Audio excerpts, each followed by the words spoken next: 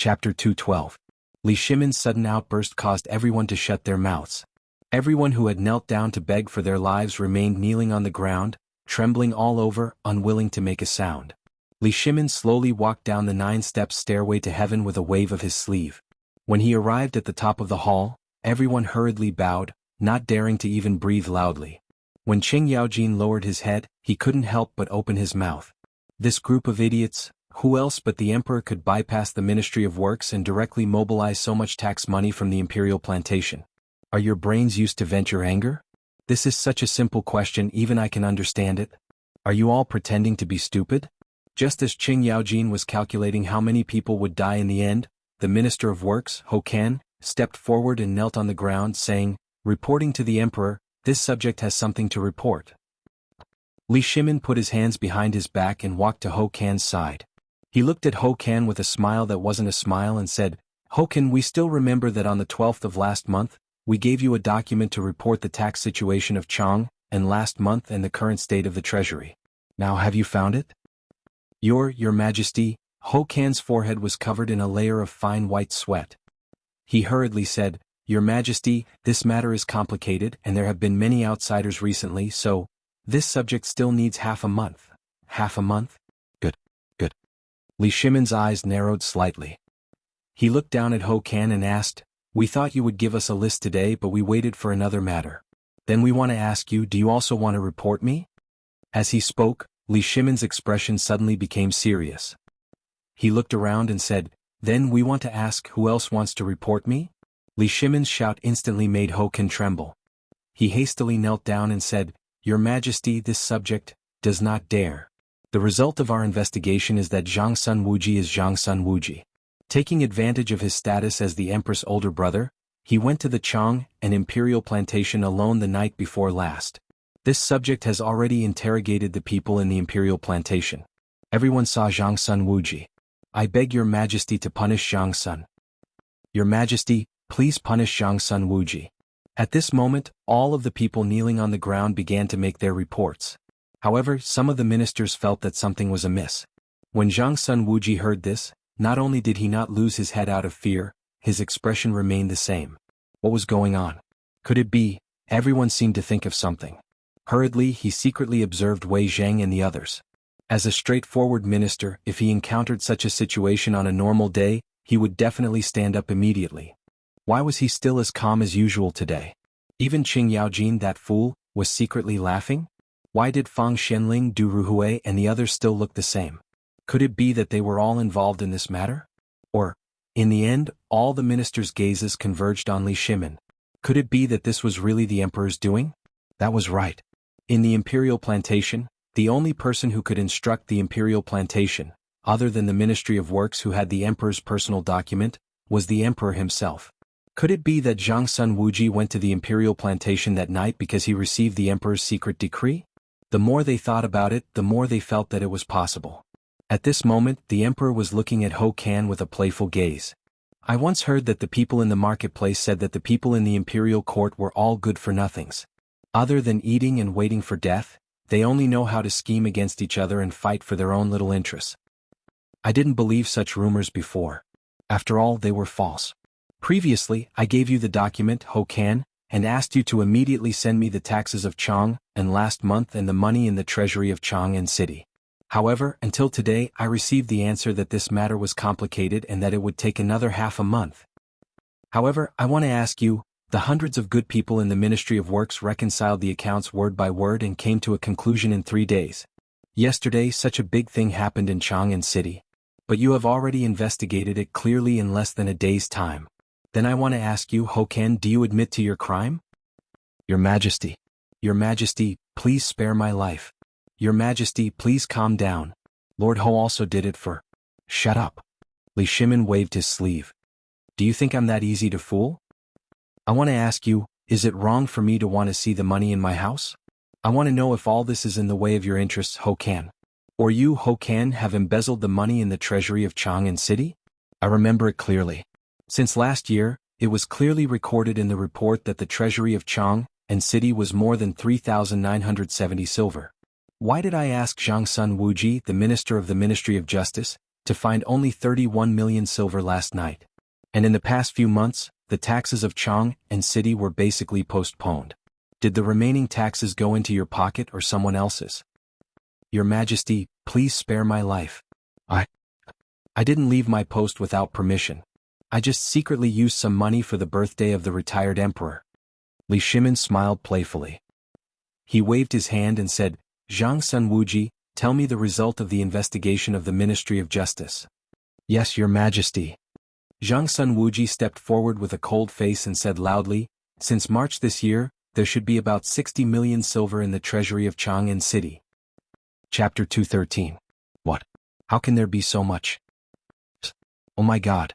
Why did the Ministry of Works announce that there are less than 40 million taels?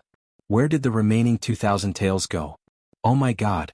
The taxes in the treasury are the lifeline of the Tang Dynasty. Your Majesty. It's a capital offense. This is a capital offense. Hokan panicked. Under the reprimanding of the ministers, he hurriedly explained, Your Majesty. The taxes are there. I just haven't sorted out the accounts yet. Enough.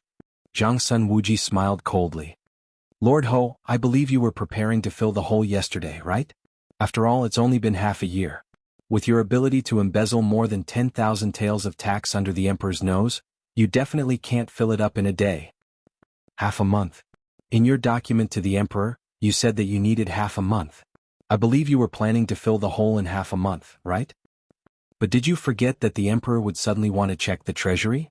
Zhang Sun Wuji looked at Ho Ken indifferently, then knelt on one knee and took out a bill from his chest. He said loudly, Your Majesty.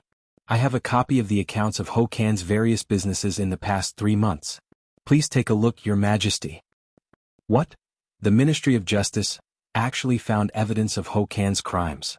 If that's the case, doesn't that mean a capital offense? A capital offense. How dare you, Ho Kan? Do you still want to quibble? Take advantage of the fact that His Majesty hasn't gotten angry yet and quickly admit your mistake. Perhaps His Majesty will spare your death sentence for the sake of Marquis Ho. Wei Jing raised his Buddhist sleeves and scolded Xiao Gizi as he handed the bill to him. Lord Ho, admit your crimes. Otherwise, you will really have your entire family executed. Lord Ho. Ho Kan, the ministers of the Ministry of Works and those who had connections with Ho Kan, or even those who had business dealings with him, panicked and hurriedly asked Ho Kan to admit his crimes. Your Majesty, I admit my crimes. Of course, Ho Kan knew that if this booklet was opened in front of Li Shimin, what awaited him would be the execution of 9 generations of his family. In the end, Li Shimin did not open the booklet. He waved his hand indifferently. Jinwu guards.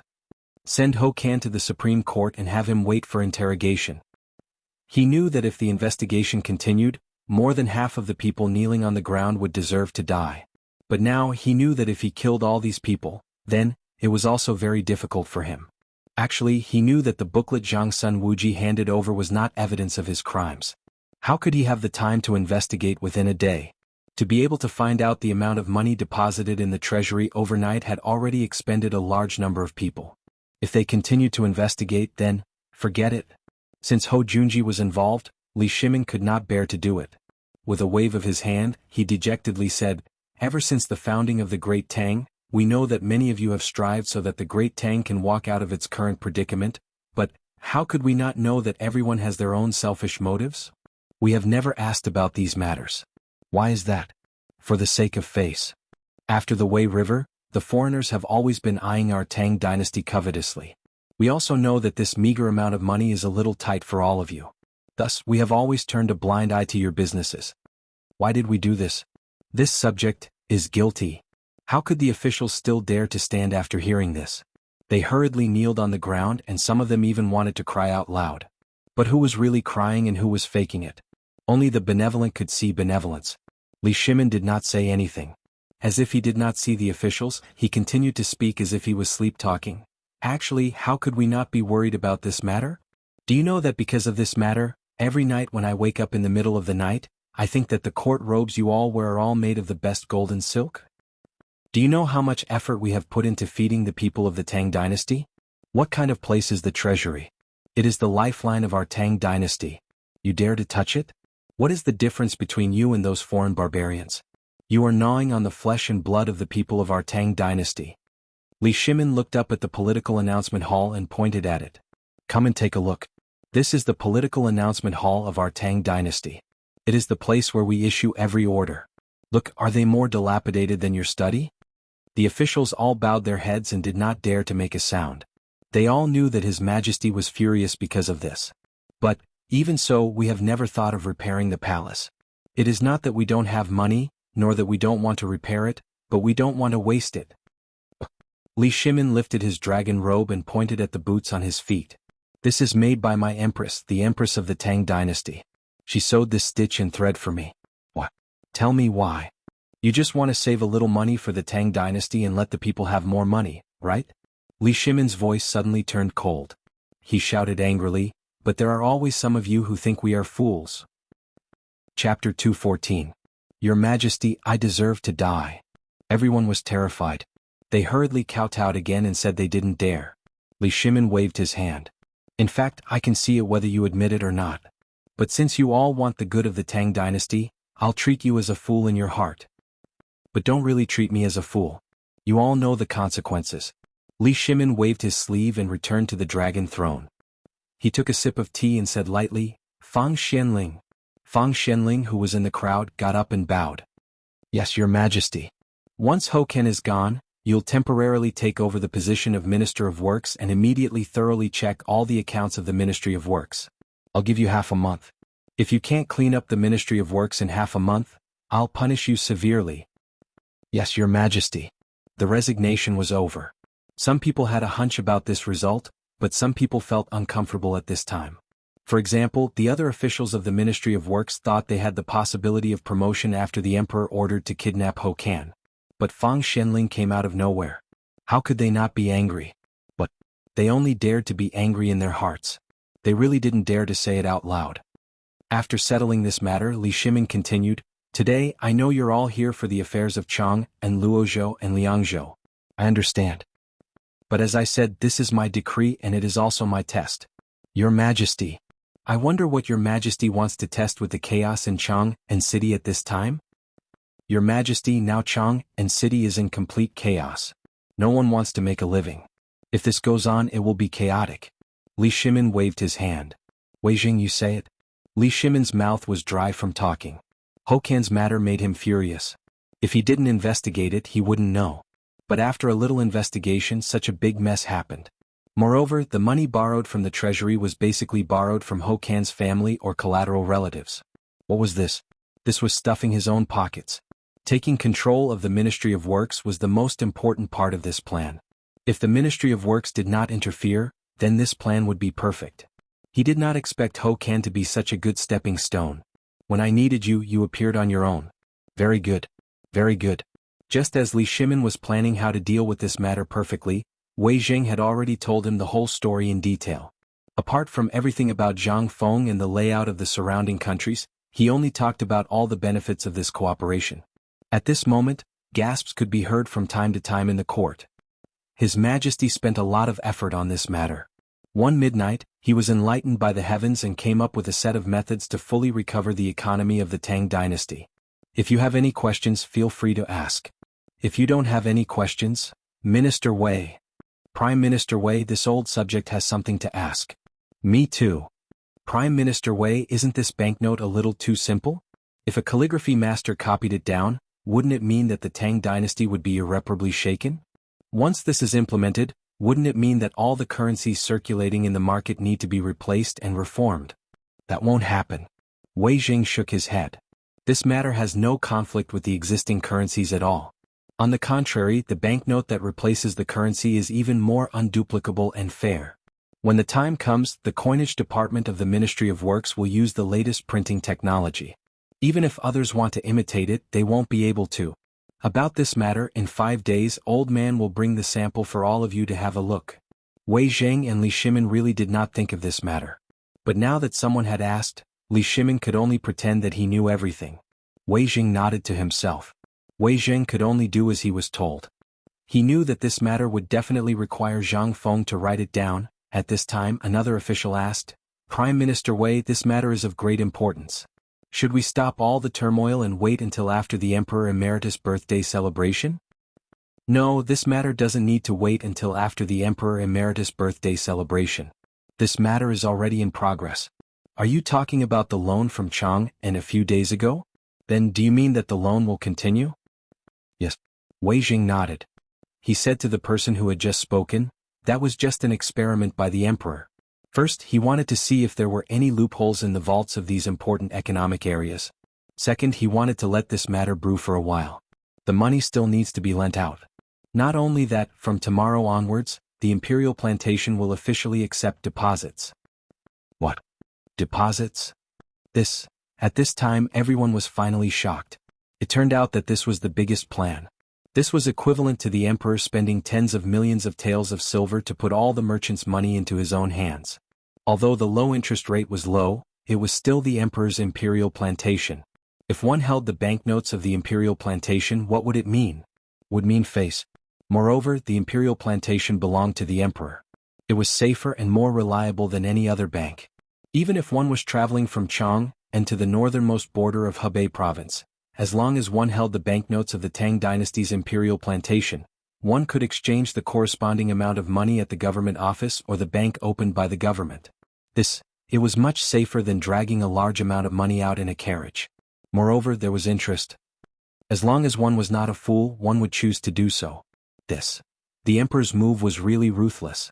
Seeing that no one objected, Li Shimin and Wei Jing looked at each other, then stood up majestically and asked, "Is there anyone else who objects?" Chapter 215. At this time, everyone was immersed in their own money. Who would be crazy enough to oppose the Emperor's words? This was a good thing. As long as the money was deposited in the Imperial Plantation, not only would it be fireproof and burglarizing, but it would also earn interest. For people like them who had countless assets who would dare to oppose it. There would definitely be people who would dare to tear them apart in the court. And it was obvious that the Emperor had been planning this for a long time. Who would oppose it at this time? Wait for the same fate as Ho Kan. Thinking of this. In the hall, there was a burst of chaotic discussion. For the first time, Li Shimin felt the heroic feeling of strategizing. Last night's talk. Suddenly, Li Shimin thought of a way to make quick money. That was to start from the court. Which of the hundreds of officials present didn't have hundreds of mu of land? In Chang and city who didn't have a few properties? However, as the saying goes, the higher you stand, the less courage you have. At this time, there was a way for them to deposit their money in the Imperial Plantation without worrying about the danger of fire or theft. Who would dare to oppose it? Thinking of this and looking at the people in the hall who were getting more and more excited, Li Shimin said again, "And for this first experiment, I plan to not care about the identity of the depositor. Even if he is a slave, even if he saves a penny, I will personally give him a token. The person who has this token can enjoy the highest standard of treatment. And if he borrows money from a loan, I will waive the interest for a year. Not care about identity? There was such a token?" Everyone was shocked.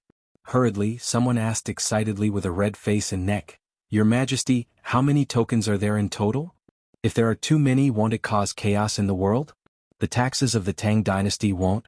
Li Shimin waved his hand lightly. "My dear Minister, you can rest assured that I have prepared 100 tokens. And each token has my engraved seal. Even if he is a merchant, with this token, he will be exempted from the right to kneel in front of officials. And he will also enjoy the right to half the tax exemption on all the properties under his name." Buzz? All the officials' heads exploded. There is such a benefit? 100 tokens. My God. Your Majesty. This old subject has something to report. At this moment, the red-robed official stood up excitedly and shouted. Instantly, everyone couldn't help but look at that person. It was the chief of the Dragoner Temple. Li Shimin waved his hand. "Summon him." The Minister of Agriculture asked, "I'm not talented, but if the people in the imperial court want to save money, do they have this token?" Li Shimin smiled. "Lu Xingwang, I remember that you don't have much money left in your salary, right? However, the Sinangxi Temple seems to be a little rich. I won't ask. As long as you save, even if it's just 1 tael of silver, I will give you a token. Thank you, Your Majesty." Lu Xingwang was so excited that the booklets on his face squeezed his eyes into slits. He hurriedly kowtowed. However, Li Shimin waved his hand and said, "But when you save money, the Ministry of Works will check the accounts of all your properties. This is an explanation to me. I know that all of you have properties. After all, you are the pillars of the Tang Dynasty. These 100 tokens are a kind of protection for my people. As for your properties, I also have to protect them. If word gets out that I can't even protect the properties of my own officials, won't I become a joke in the world? This? Thank you, Your Majesty. Lu Xingwang hesitated for a moment, but in the end he thanked him excitedly. When everyone saw that Lu Xingwang got a token so easily, they were all envious. One after another they knelt and begged. What was this? As long as they had this token, it meant that the emperor had acknowledged that all their money would be theirs. This was really money falling from the sky. Previously, all the officials were trembling in fear, afraid that the emperor would be dissatisfied if they earned too much. But now the emperor had personally said such a thing. Didn't that mean that as long as their money came from a clean source, then? However, among these people Wei Jing, Fang Shenling, Du Ruhui and even Qing Yaojin laughed. Idiots, they were all a bunch of idiots. It seemed that this plan didn't need them to act anymore. This Lu Xingwang was really good timing.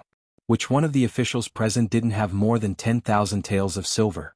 If these 100 officials all deposited money in the imperial plantation at the same time, the publicity effect would be incomparable.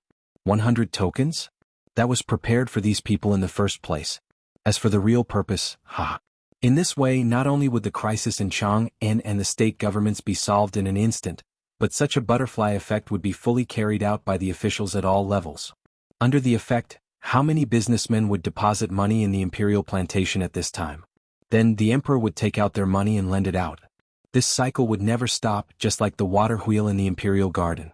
In the end, the Tang dynasty only paid an overall investment of less than 50 million taels of silver.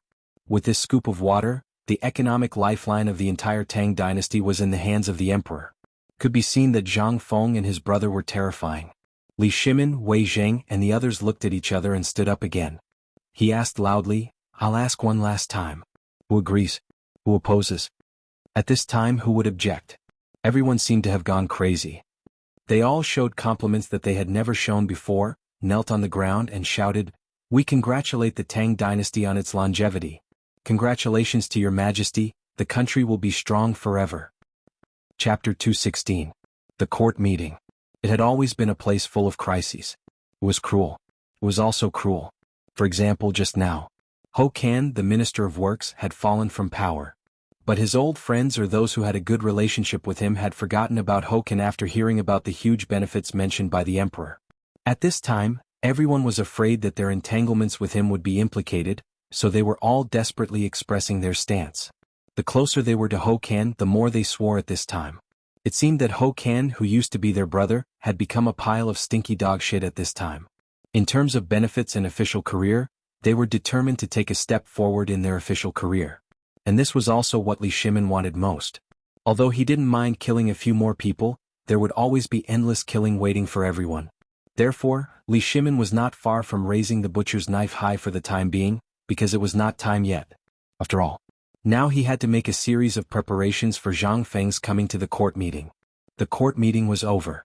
They were no longer in a daze like they used to be. Every official seemed to have been injected with chicken blood. Along the way they were calculating how much interest they could earn from their assets in a year. They were also calculating what kind of magical use the small tiles that the emperor had mentioned would have in the future. Almost. After the court meeting was over, teams of imperial guards hurriedly posted the notice of the emperor everywhere in Chang'an City. As a result, this matter shook Chang'an City in the shortest time possible. Everyone no longer cared about the price of food and vegetables, and how much money they could earn today. Everyone, whether literate or illiterate, gathered in front of the notice at this time. Those who could read acted as translators at this time, tirelessly telling the people about the so-called cooperative on the notice. At this time, almost all the streets in Chang'an City were empty. The owners of the taverns and restaurants ran away. The hungry diners who were left alone waiting for dinner, or the diners who were about to finish their meal and were about to pay. The diners also ran away. They even forgot to pay the bill. What? Because this time the emperor personally issued the imperial edict to announce it to the world. Have you heard?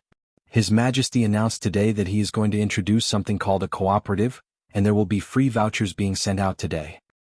What? I heard that the vouchers can be used as a substitute. They can be as small as 1 copper coin or as large as several hundred taels of silver. Isn't this stuff money?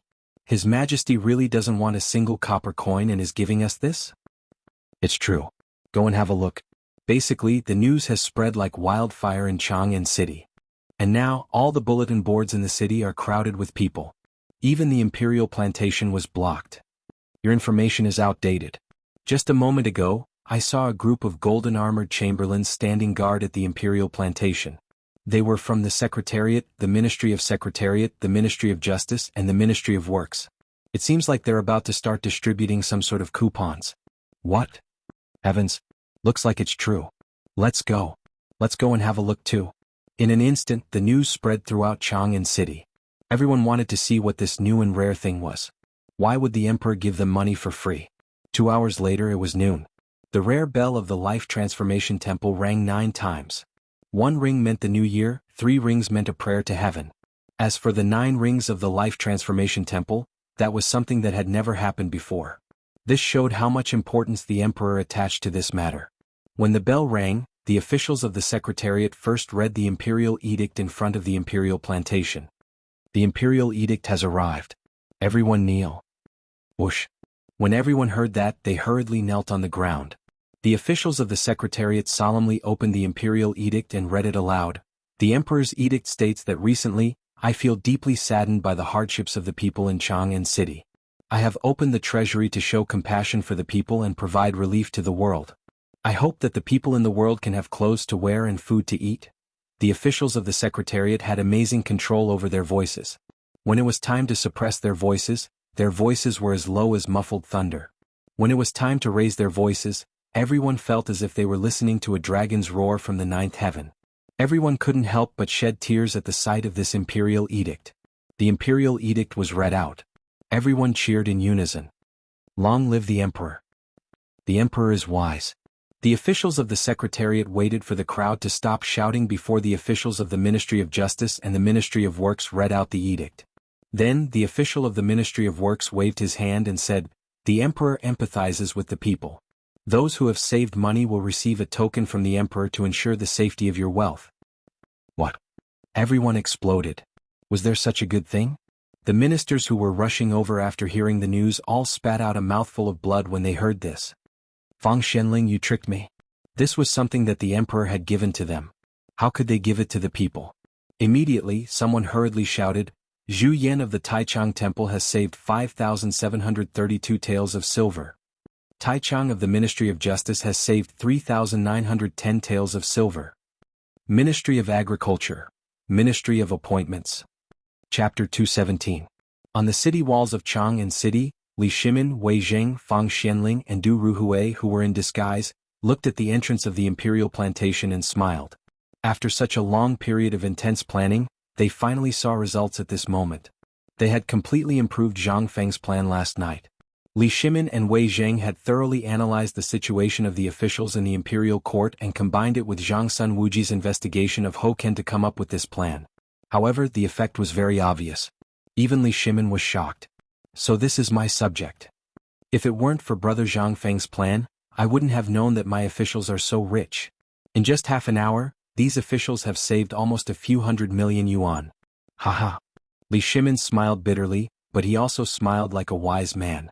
When everyone heard this, they stood up and congratulated. Congratulations, Your Majesty. What's there to congratulate? Why don't you want to save some money? This? Your Majesty, you know our family background. We don't have the money to save. Wei Jing blushed and said. Ah. Li Shimin also laughed when he heard this. When this is over, I will remember to give you the money. After all, this idea was thought of by our brother, Zhang Feng. Thank you, Your Majesty. When the 4 of them heard this, they hurriedly thanked him. Li Shimin waved his hand and said, We're out of the palace. Don't do this again. Be more natural. Only then did everyone return to normal. They looked at the situation below the city walls and thought. The emperor had said that after this matter was over, there would be a reward. Did that mean that they could forget about their previous mistakes? Moreover, they had been involved in this matter from the beginning to the end. They definitely knew how much wealth would be accumulated after this matter was over. When that time came, money would just be a number to them. How are you going to spend tens of millions? I'm just asking what you're going to buy. Thinking about the future, a smile appeared on everyone's face. Lally, are you guys here to watch the show too?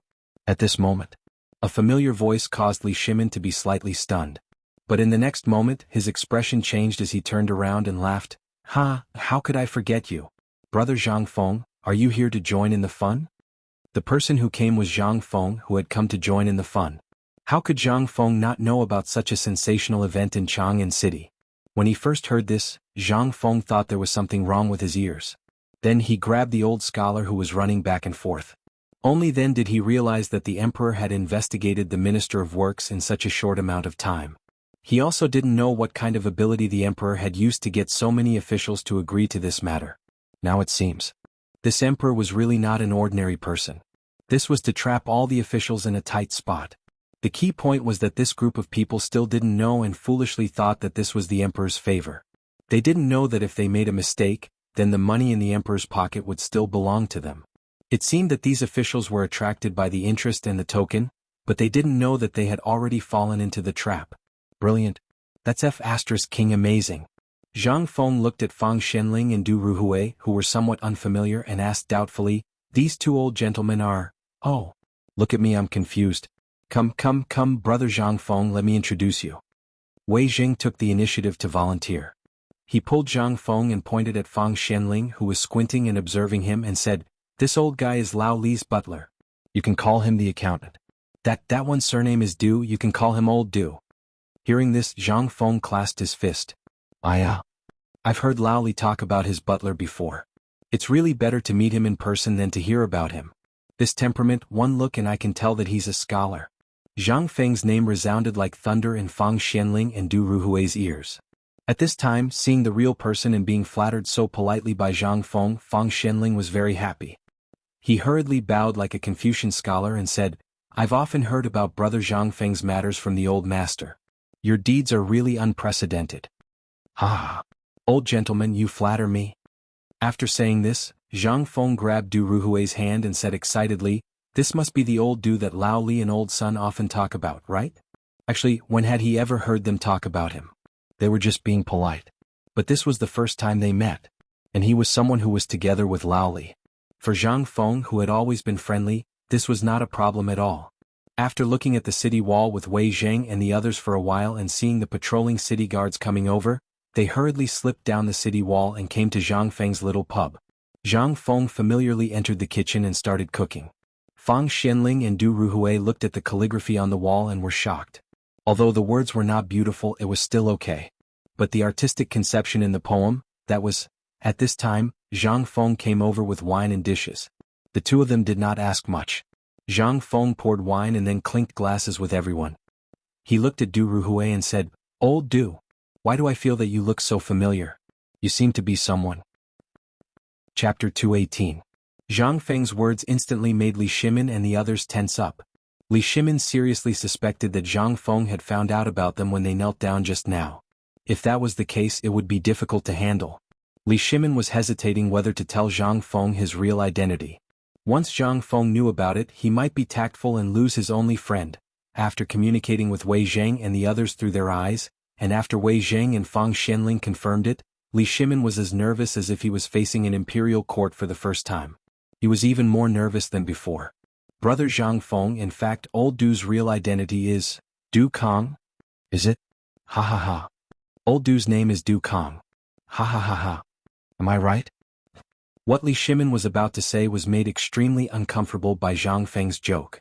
Du Ruhui's face suddenly froze. He was the most nervous one. If Zhang Feng guessed everyone's identity from him, then, although the emperor would not say anything, he would have to bear the guilt of losing his only friend for the rest of his life. But what was unexpected was that Zhang Feng, this fellow, actually managed to make everyone tense up. The moment he spoke, Du Ruhui had the urge to beat him up. Damn it. What the hell is Du Kong? Was this guy talking about his wine jar in another way? After a short period of shock, Li Shimin and the others came to their senses. On one hand, it was because Zhang Feng did not recognize them, and on the other hand, Du Ruhui had a new nickname. "Ah. Old Du, this time your nickname has become famous. Du Kong?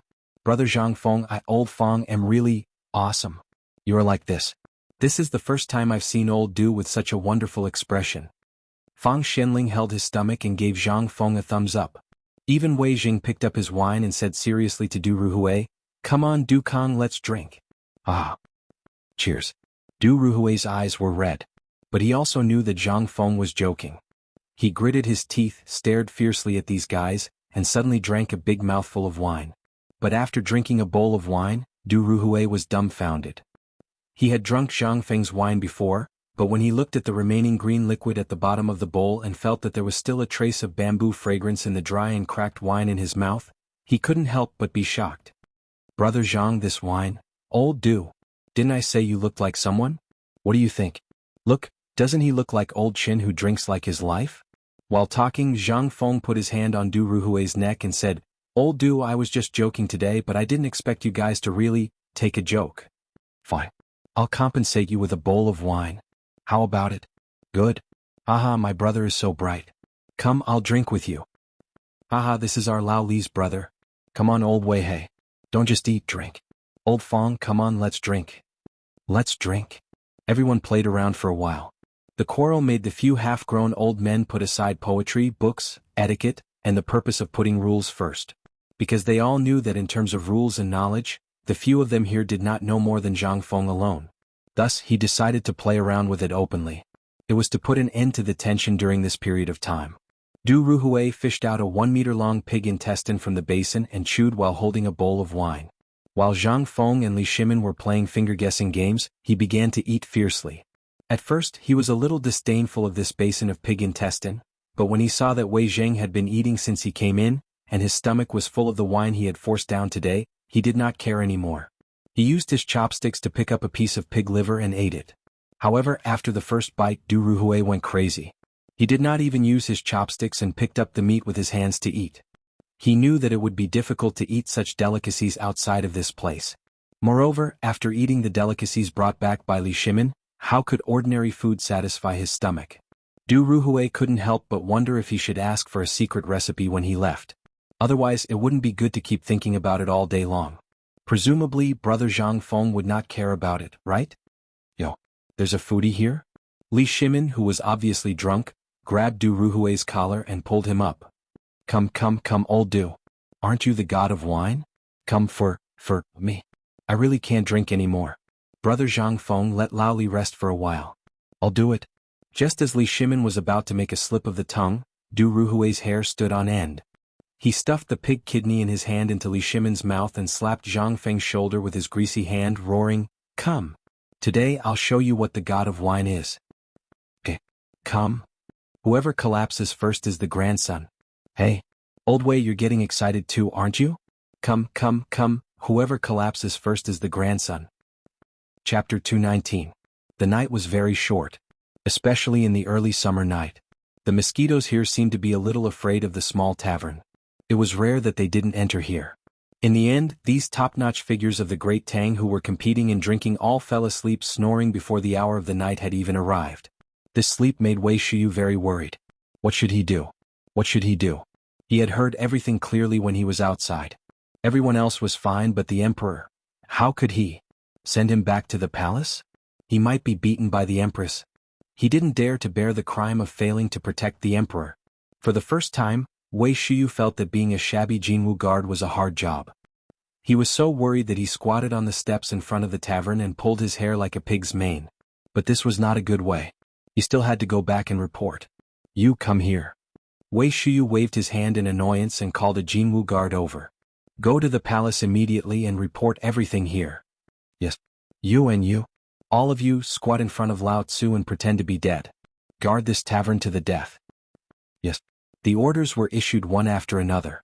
Wei Shiyu looked at the tavern and turned to enter it. Looking at the leftovers on the table and the food that still smelled of wine and meat, he was eager to eat. But when he thought of the important responsibility now, he couldn't help but tear down the counter and find some soft and furs in the tavern. He even tore down Zhang Feng's bed and made a simple bed on the floor of the tavern. He put Li Shimin and the others on the bed one by one.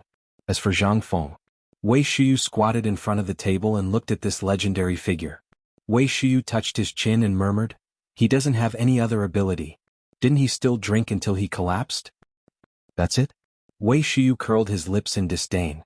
Looking at the broken or not broken wine jars on the ground and the wine jars on the table, there were only 6 in total. 5 people drank 6 jars of wine and all of them collapsed? Wasn't this too cowardly? If this was in the hands of Zhang Sun and the other bastards, This would be enough for them to rinse their mouths. Even if it was true, why fight for the title of god of wine? Wei Shiyu felt a little disdainful. After wandering around the tavern and blowing out all the oil lamps, he wandered back and forth in the tavern. The aroma of the meat and the aroma of the wine almost drove him crazy. It will take about 2 hours to get to and from the palace. I only drank a little to satisfy my cravings. Others, I don't think anyone saw it, right? Wei Shiyu listened quietly at the door with a guilty conscience. Then, she tiptoed to the wine cabinet and took out a wine jug that was slightly bigger than the others. With a slap, she removed the seal. Wei Shiyu's eyes almost popped out of their sockets when she smelled the pungent aroma of the wine. He raised his head and carefully took a sip. Spicy. The wine was like a knife as it flowed down his throat and into his body like a ball of fire. Awesome. This is F*King wine. Wei Shiyu sighed happily. The strong smell of the wine made him feel as if he was breathing out a ball of fire in the dark. At this moment, how could Wei Shiyu care so much? He raised his head and poured the wine into the wine jug. However, what he didn't see was that on top of the wine jar, under the moonlight, the word, alcohol, was faintly visible. Wei Shiyu squatted in the corner and drank mouthful after mouthful. The more he drank, the more he felt that the wine was fragrant. He finally understood why the emperor and the others would act like children for this thing. Damn it, I only drank a few mouthfuls and I'm already dizzy? What kind of wine is this? Wei Shiyu completely let go. In order to study what kind of wine it was, he forgot where he was and what his duty was.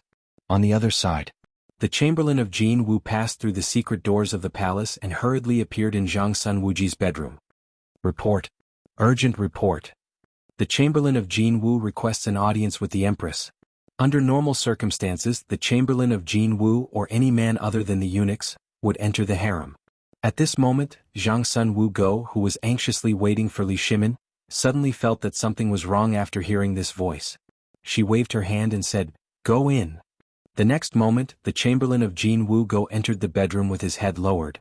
In front of a screen, the Chamberlain of Jin Wu Go hurriedly prostrated himself on the ground. When Zhang Sun Wu Go saw the Chamberlain of Jin Wu Go's clothes, he couldn't help but be shocked. Where is the emperor? The emperor is drunk in a small tavern. What? Zhang Sun Wu Go was completely furious. Bastard. Who accompanied the emperor? I asked Prime Minister Wei, Lord Fong and Lord Du. Then why didn't they stop him? What are you doing? Why didn't you stop the emperor when he was drinking? Empress Zhang Sun Wu Go was completely furious. The Chamberlain of Jin Wu Go was trembling all over. Reporting to the Empress, the lords are all drunk. Now, Captain Wei Shiyu is personally guarding the place. What? They're all drunk? Good. Empress Zhang Sun Wu Go's pretty face was about to contort. She shouted angrily, "Order the Imperial Guards and the Chamberlain of Jin Wu Go to mobilize all of them to protect the Emperor. If anything happens to the Emperor, all 9 generations of the Emperor's family will be executed." The Chamberlain of Jin Wu Go's voice changed when he heard this. He hurriedly cupped his fist and roared mournfully. Yes. Chapter 220. All of a sudden, the entire palace began to move. Squads of Imperial Guards and Imperial Guards swarmed out of the palace in the dark. Under the lead of the Imperial Guard who delivered the message, they arrived outside the tavern. The one leading them was Yuqi Jingda's son, Yuqi Baolin. Where are they? Yuqi Baolin's clanging armor clanged as he grabbed the Golden Guard's collar and asked in astonishment. I don't know, but before the captain sent me to the palace to deliver the message, hundreds of our brothers were here. Yuqi Baolin tossed the Golden Guard far away, shook his muscular body, and swept his gaze across the dark corners like a pair of daggers. How could he not know the people hiding in the dark? It seems that Wei Shiyu is really something. He must have put in a lot of effort to turn a squad of 300 into this. But what about that bastard? Was he killed? Yuqi Baolin waved his hand. In an instant, a large group of Imperial Guards and Imperial Guards surrounded Zhang Feng's tavern. He waved his hand and said, "Everyone with the tavern as the center, clear out everyone within 100 steps.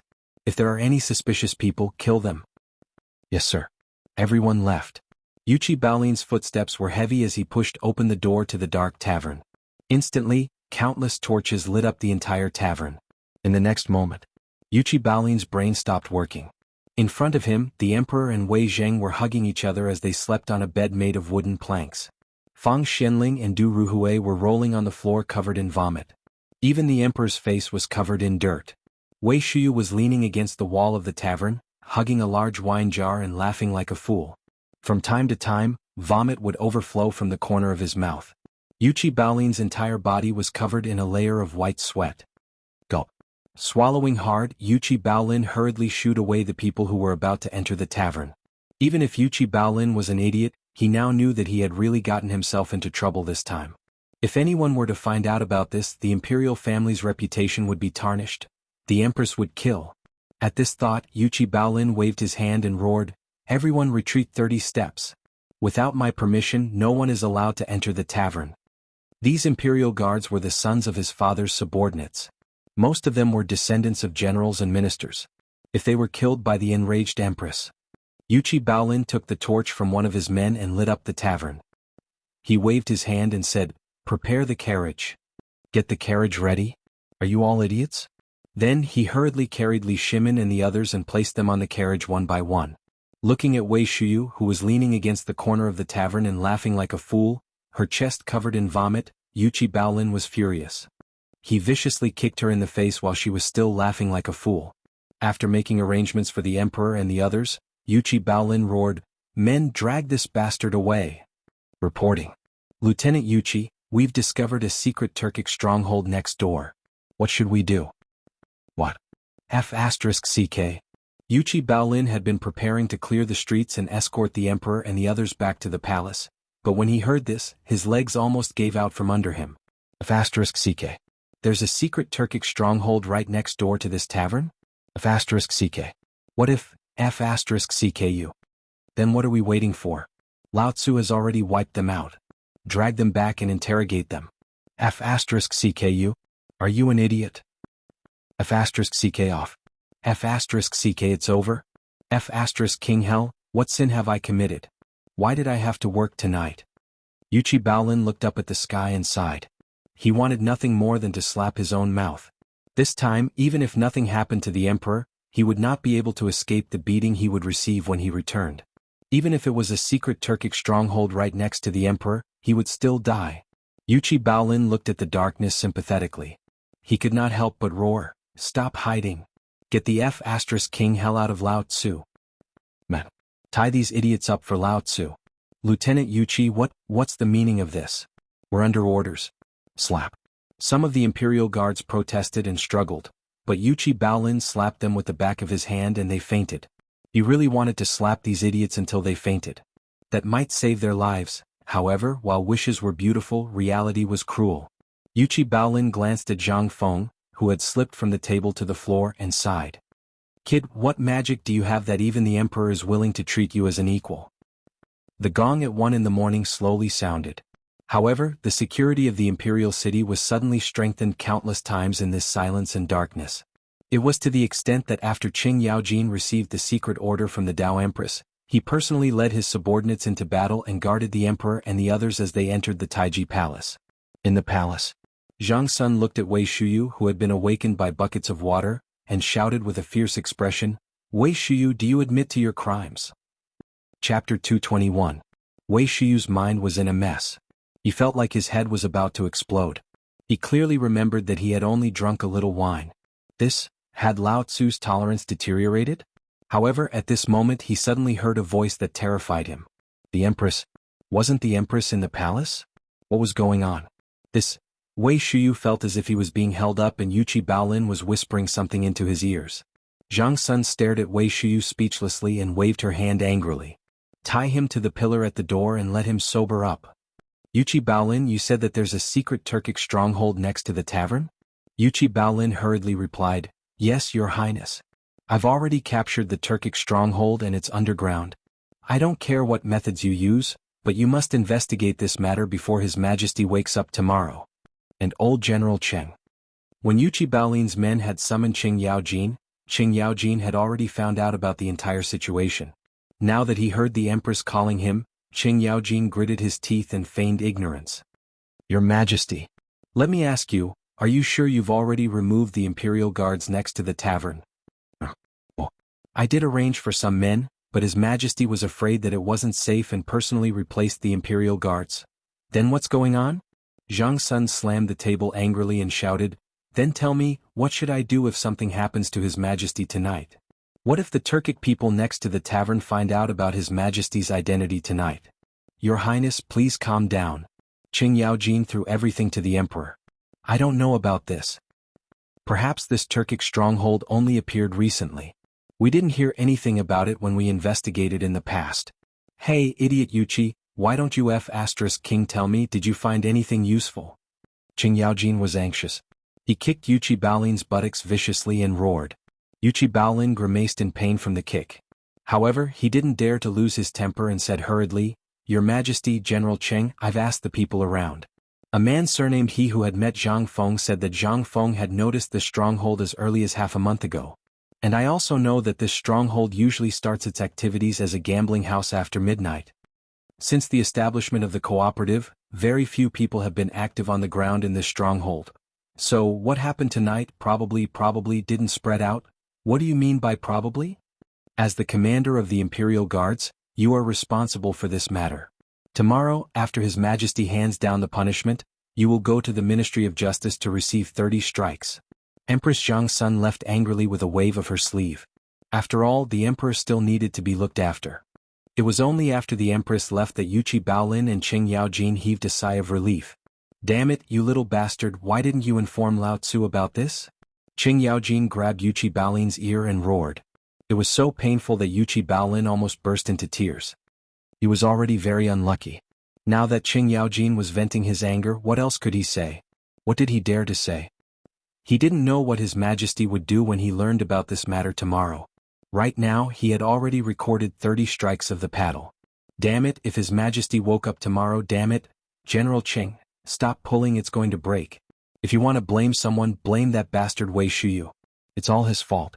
If he didn't inform Her Majesty first and cause her to be furious, how would I know about this? Her Majesty was furious at that time. She thought that since Wei Shuyu was around, nothing would happen. Who knew that bastard would steal wine and drink it? If you want to blame someone, blame him. Fine. Qing Yaojin kicked Yuchi Baolin hard and let go, causing Yuchi Baolin to fall flat on his face. Tomorrow? Tomorrow we'll all have to wait to be beaten. Qing Yaojin said something ambiguous and left in a hurry. Yuchi Baolin was left in a mess. The next morning, Zhang Feng shook his head like a bucket and groggily got up from the floor. When he opened his eyes, he was dumbfounded. Was this still the tidy and shabby little tavern? Was this King Thief? He saw that the counter had been dismantled and thrown haphazardly on the floor. The tables and chairs were still intact, but, damn it, who could tell me who drank Lao Tzu's wine? Damn it, that's going to kill me.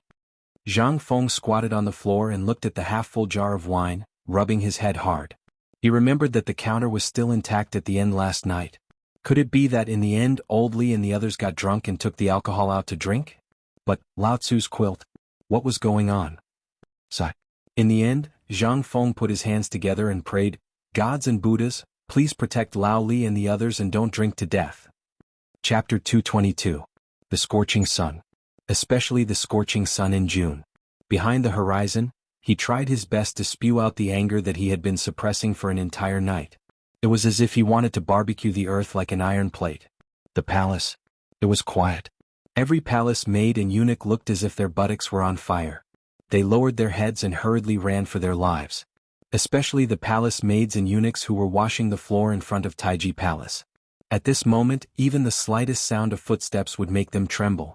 Cough, cough, cough. Cough, cough, cough. Wei Shuyu slowly woke up with a hoarse cough. However, his head felt as if it had been kicked by a horse's hoof. At this moment he really wanted to split his head open and dig out the broken things inside. Someone bring a bowl of water for me. Wei Shuyu habitually yelled, but everyone treated it like a fart. No one paid any attention to her. When Wei Shuyu felt that her hands and feet were trapped, she opened her eyes in a daze. The familiar plaque of Taiji Palace, the familiar palace maids, but who the hell told Lao Tzu? Why was Lao Tzu tied to the pillar? Who the hell tied Lao Tzu to the pillar? Hey, are you King deaf? CK. After shouting a few times, Wei Shuyu's throat hurt even more. Seeing that everyone was ignoring him, he finally realized that something was wrong. What did Lao Tzu do last night? That's right. Didn't I accompany His Majesty to the tavern yesterday? What the hell, why am I here? Finally Wei Shuyu panicked. At this moment, A playful voice came from behind him. Yo, you're awake? Master Wei, it's Master Wei. You're drunk and still want Lao Tzu to serve you. TSK. Awesome. Zhang Sun, dressed in a white robe, slowly chewed a weed in his mouth. He looked at Wei Shuyu and shook his head. Looking at him, Wei Shuyu really wanted to tear his mouth apart. But now he had to admit defeat. Otherwise, who the hell would know what was going on? Zhang Sun, what's going on? Whoa, don't you know what's going on? Zhang Sun moved closer to Wei Shuyu as if he had discovered something interesting. How was the wine last night? Even better than the wine in Windward? Wine, right? Wei Shuyu remembered. Last night he had been guarding the drunk emperor Fang Xianling, Du Ruhui and his father. In the end he seemed to have found some good wine and then, gulp. On Wei Shuyu's forehead, large drops of cold sweat could not help but emerge. With a sobbing tone he asked, Master Zhang Sun, please stop fooling around. Tell me what's going on. Also, what happened to His Majesty and the others? You only think of His Majesty now? Grandson Wei. You've King caused Lao Tzu so much trouble. At this moment Yuchi Baolin, who was being carried, walked over with his buttocks sticking out in pain. Looking at Wei Shuyu made him angry. 30 planks. Not even a single one. Damn it, he would not be able to walk for at least half a month. Damn it, it's all this grandson's fault. The more he thought about it, the angrier he became. Yuchi Baolin pointed at Wei Shuyu and shouted, Damn it, you can't drink horse piss. When was yesterday? Were you King's servant? A servant drinking. Why did you King hide and drink? Are you King stupid? Why did you call someone back to tell the Empress? Damn it. If it weren't for you, would Lao Tzu have been beaten? Yuchi Baolin felt extremely wronged. He pointed at Wei Shuyu, who was still in a daze, and scolded him. Wei Shuyu was dumbfounded. There was only one last sentence left in his mind. Damn it, it's over. This time it's all King over. Thud thud thud. However, at this moment, a series of clanking sounds rang out. Yuchi Baolin was so frightened that he hurriedly urged the eunuchs carrying him to run away. Zhang Sun also picked up his spear from the ground and stood in front of Wei Shuyu with a solemn expression, looking straight ahead. Brother, please restrain your grief. On this day next year I'll burn paper money for you. By the Empress' decree, I'm bringing this guilty official, Wei Shuyu, for an audience. It's over. When Wei Shuyu heard this, his eyes rolled back and he fainted.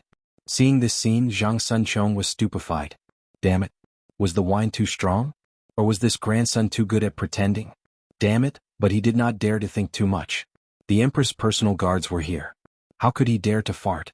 He obediently slipped away after they took Wei Shuyu away. He did not dare to provoke the Empress at this time, even though she was his aunt, because his aunt liked to take revenge on her relatives. On the other side, outside the bedchamber, Wei Jing, Fang Xianling and Du Ruhui knelt in a row. They hung their heads and looked at the group of palace maids and eunuchs in a daze. These were all people who used to be so arrogant. The sun did not rise from the west today. What was going on? Why were they all kneeling outside the emperor's bedchamber? But they did not dare to ask. They were afraid. At this moment, Zhang Sun Wuji came out of the emperor's bedchamber with a strange expression. He squatted on the ground and looked at the four people. He shook his head and sighed. The empress summoned you. Everyone, you're awesome. Chapter 223. In the emperor's chamber. Li Shimin rubbed his swollen head. Even though the palace maids were massaging his head and the imperial physicians were administering acupuncture, the aftereffects of being drunk still made him feel nauseous. At this moment, Empress Zhang Sun was sitting on one side, staring coldly at the four of them. Prime Minister Wei, you're an old man. Tell me, how should this crime be punished? How could Wei Jing not know this? But how should he treat it? He had a headache. When he was outside, he heard that Wei Shuyu had been tied to a pillar outside Taiji Palace by the Empress for a whole night because of her negligence of duty last night. Until now he still didn't know what she had done. Your Majesty, this Prime Minister Wei and the others? Li Shimin wanted to say something. But when he saw Zhang Sun Wugo's cold face, he could only shrink his neck and stop talking.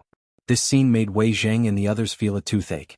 The only person who could plead for mercy now didn't dare to speak. What could they do? Wei Zheng couldn't help but grit his teeth and bow. Your Majesty, it was this old subject's fault for being greedy yesterday and causing His Majesty to be in danger. According to the laws of the great Tang, we should be beheaded. Fang Xianling, Du Ruhui and Zhang Sun Wuji, who was standing on the side and pretending not to see, couldn't help but tremble. This old man? Damn you, you still have the temper of a donkey at this time? Can't you say something soft? Good. Good, good. Zhang Sun Wuji. You're the Minister of Justice. What do you think about this? Zhang Sun Wugo was really angry. If they had just given in, this matter would have been over. After all, the juniors had already been punished, and all she wanted was an explanation. The emperor was hung over, and there was a Turkic spy by his side. She wanted an explanation so that she could deal with the mouths of those in the royal court. But she didn't expect Wei Zheng, this stubborn old man, to be so stubborn at this time. Zhang Sun Wuji was very depressed. He cupped his fists and said, reporting to the emperor and empress, if this matter was under normal circumstances, it would indeed be beheaded according to the law. But this is different. Oh, how is it different? Li Shimin asked with a wave of his hand before Zhang Sun and Wugo could speak. However, he had forgotten about the silver needles on the back of his hand. When he waved his hand, he instantly felt an intense pain, causing the corner of his mouth to twitch. Zhang Sun Wugo glared fiercely at Li Shimin. Reporting to your majesty. Prime Minister Wei and the others are accompanying his majesty on an errand. Moreover, they are going to a tavern to meet Brother Zhang Feng. Drinking is inevitable. Moreover, they are here to thank Brother Zhang Feng for his advice, which helped his majesty take control of the economic lifeline of the Tang Dynasty. How can we not congratulate him on such a happy occasion? Seeing Zhang Sun Wugo frowned. Zhang Sun Wuji sighed inwardly. Old guys, you have to remember this favor for Lao Tzu. Thinking of this, he said again, this is a happy occasion. As the saying goes, people are in high spirits during happy events, so it's inevitable to drink too much. Moreover, the emperor has already arranged everything. Who would have thought that Wei Shuyu would get drunk while on duty? This is the crux of the problem. Hearing this, Wei Zheng's eyebrows twitched. Vile spawn. Do you want to kill your father? Drinking on duty and with such an important task you actually got drunk. Wei Zheng's vision darkened and his whole body shook. Li Shimin glanced at Wei Zheng. Seeing that Zhang Sun Wugo was still a little angry, he couldn't help but comfort her. Empress. This is Zhen's mistake. Zhen forgot that we were outside the palace and this time we didn't go to see Zhang Feng. We met Zhang Feng's brother by chance at the city gate, and Zhang Feng met Prime Minister Du and Prime Minister Feng for the first time, so your majesty doesn't even care about your own life.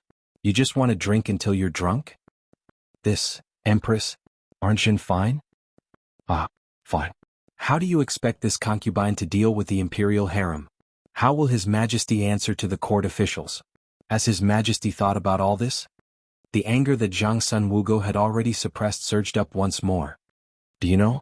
Just next to the tavern, there's an important Turkic stronghold. If Yuchi Baolin didn't go early, think about the consequences. What do you want this concubine to do? Wu. As she spoke, Zhang Sun Wugo actually started crying. At this moment, Li Shimin's expression suddenly changed. He asked, Zhang Sun Wuji, what's going on? Replying to his majesty, when Yuchi Baolin rushed to the scene last night, Wei Shuyu had already deployed a large number of golden guards to hide outside the tavern, but didn't screen the surroundings. In the end, they found an important Turkic stronghold next to Zhang Feng's. The underground room was luxuriously decorated and couldn't have been completed overnight. Buzz? Zhang Sun Wuji explained in detail. Li Shimin's head completely exploded. At this moment he finally understood why Zhang Feng was so eager to drive Zhang Sun Wuji away that day. There were Turkic spies living next to him. No wonder Zhang Feng said such strange things that day. At this thought, Li Shimin was furious. Wei Zheng, do you know your crime? Wei Zheng was dumbfounded. As a supervisor of the secretarial department, you often go to the tavern with me. Didn't you carefully investigate the situation around the tavern? His Majesty, this matter was carried out by the Ministry of Justice and the Imperial Guards, this old official. You're still quibbling? Li Shimin hurriedly winked to hint at him. He shouted angrily, Guards! Throw Wei Zheng, Fang Xianling, and Du Ruhui into the prison and wait for punishment. Guards, Wei Shuyu has neglected her duties. She will be flogged 30 times and be relieved of her position as the captain of the Golden Guards. Take her away. They were dumbfounded. They relied on their monthly salary to survive. Now that they were all exempted, they hurriedly shouted, Your Majesty, this is terrible. Chapter 224. In the end, Li Shimin didn't punish them. They were just going through the motions. After all, the emperor didn't say how long they would be locked up. Anyway, they would be locked up for a breath. In the end, the three of them swaggered back to the residence, but they really didn't get their salary. This made the three of them groan, but they also knew that this was the best way. However, while they were happy, Wei Shuyu was upset. At this moment, the person carrying out the task of flogging him was Zhang Sunchong. Zhang Sunchong stared at Wei Shuyu, who was pressed into a chair, and slapped him hard on the butt. Tiske, I don't know what your father said to the emperor. You were supposed to lose your head, but now you're only getting flogged and I'm the one who personally checked. Lord Zhang Sun, you have to be gentler. Don't forget what happened last year. I know. How can we be like that between brothers? Oh my. I saw with my own eyes that you, Zhang Sunchong, committed irregularities. Just as the two of them were squatting on the ground and chatting, Crown Prince Li Qingqian appeared behind them without even the sound of footsteps. The two of them were scared out of their wits. When they saw that it was the Crown Prince, the two of them rolled their eyes. Qingqian, you're here to laugh at me too, aren't you? Li Qingqian's appearance was very similar to Empress Jiangxuan's. He had a high-nosed bridge and perfectly inherited the bloodline of the Chang people. As for his dignified eyes, although he was only 17 years old, he gave off the aura of an emperor from head to toe, raising his originally handsome appearance to another level. However, these were all when he was facing others. When he met Zhang Sunchong, Wei Shuyu and the others, he let go of everything that a crown prince should have. This was his favorite time. Li Qingqian sat cross-legged across from Wei Shuyu. Smelling the lingering scent of alcohol on his body, he said, "Previously, I was fortunate enough to drink a cup of Zhang Feng's fine wine with Imperial Father. That wine was truly delicious, but why do I smell even stronger alcohol on your body?" When I found out about this last night, I was puzzled. How could Wei Shuyu, who usually can't even get 3 jugs, get drunk before she even finished half a jug? If it wasn't for the fact that the person who said this was idiot Yuchi, I really wouldn't dare to believe this. Don't mention it. Wei Shuyu rolled her eyes and pointed at her butt. I'm about to be hit. Can't you say something nice? Why was he thinking about wine the moment he saw her? Is the fine wine in the palace not enough for you? Hey. Originally, Imperial Father secretly told me to exempt you from the punishment. But now it seems that you, Li Qingqian glanced at Wei Shuyu and slowly got up. When Wei Shuyu heard this, her eyes widened. He grabbed Li Qingqian. Brother. Good brother. His Majesty already said not to hit you. How can you disobey the imperial edict? Let's go. Damn it, I don't know what I drank last night. Even now, my head hurts like it was kicked by a horse's hoof. As he spoke, Wei Shuyu no longer looked like someone who was about to be punished. Under the stunned gaze of the official, the three of them walked away with their arms around each other's shoulders. Cai Shuyu, how did the wine taste? Zhang Sun asked. As for the taste, it was like drinking a ball of fire. Strong. Hey. That good? Of course. Otherwise, do you think I would get drunk with half a jug of wine? Last night, I saw His Majesty and the others drunk and thought that something was wrong, so I personally went to taste it to verify the authenticity of this wine. Wei Shuyu sighed. He basically leaned on Li Qingqian and Zhang Sun, allowing them to carry him out of the harem. As they walked, the three of them chatted casually. Shuyu, I also secretly drank that wine once. Because of that, I was tied up, hung and beaten by my father. Zhang Sun said with some lingering fear. However, when he mentioned Zhang Feng's wine, he couldn't help but lick his lips. Wei Shuyu and Li Qingqian couldn't help but look at Zhang Sun as if they were looking at a hero. Brother Chong, how did the wine taste? Tell me, I keep feeling that something was wrong last night. His Majesty, the 4 of them and Zhang Feng. Guess what happened to the 5 of them? What happened? The 5 of them drank 6 jugs of wine. Think about it. I can hold half a jug of wine, but I got drunk. Think about your fathers. How can their alcohol tolerance compare to strong young men like us? They could drink so much and still be fine, but I got drunk with half a jug.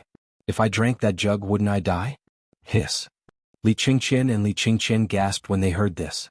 Wei Shuyu's alcohol tolerance was somewhat well known in their circle. Other than the 2 idiot Yuchi brothers and that fool Ching Chumo who could drink more than him. However, he got drunk all the time. However, the emperor and the others were fine after drinking so much. How could they not know the emperor and the others' alcohol tolerance? There was something fishy about this matter. What should we do? Li Qingqian suddenly stopped at the gate of the imperial city and asked. How about we go and take a look? I'll go. Chapter 225. How could they escape Li Shimon's eyes when the 3 of them had their arms around each other's shoulders?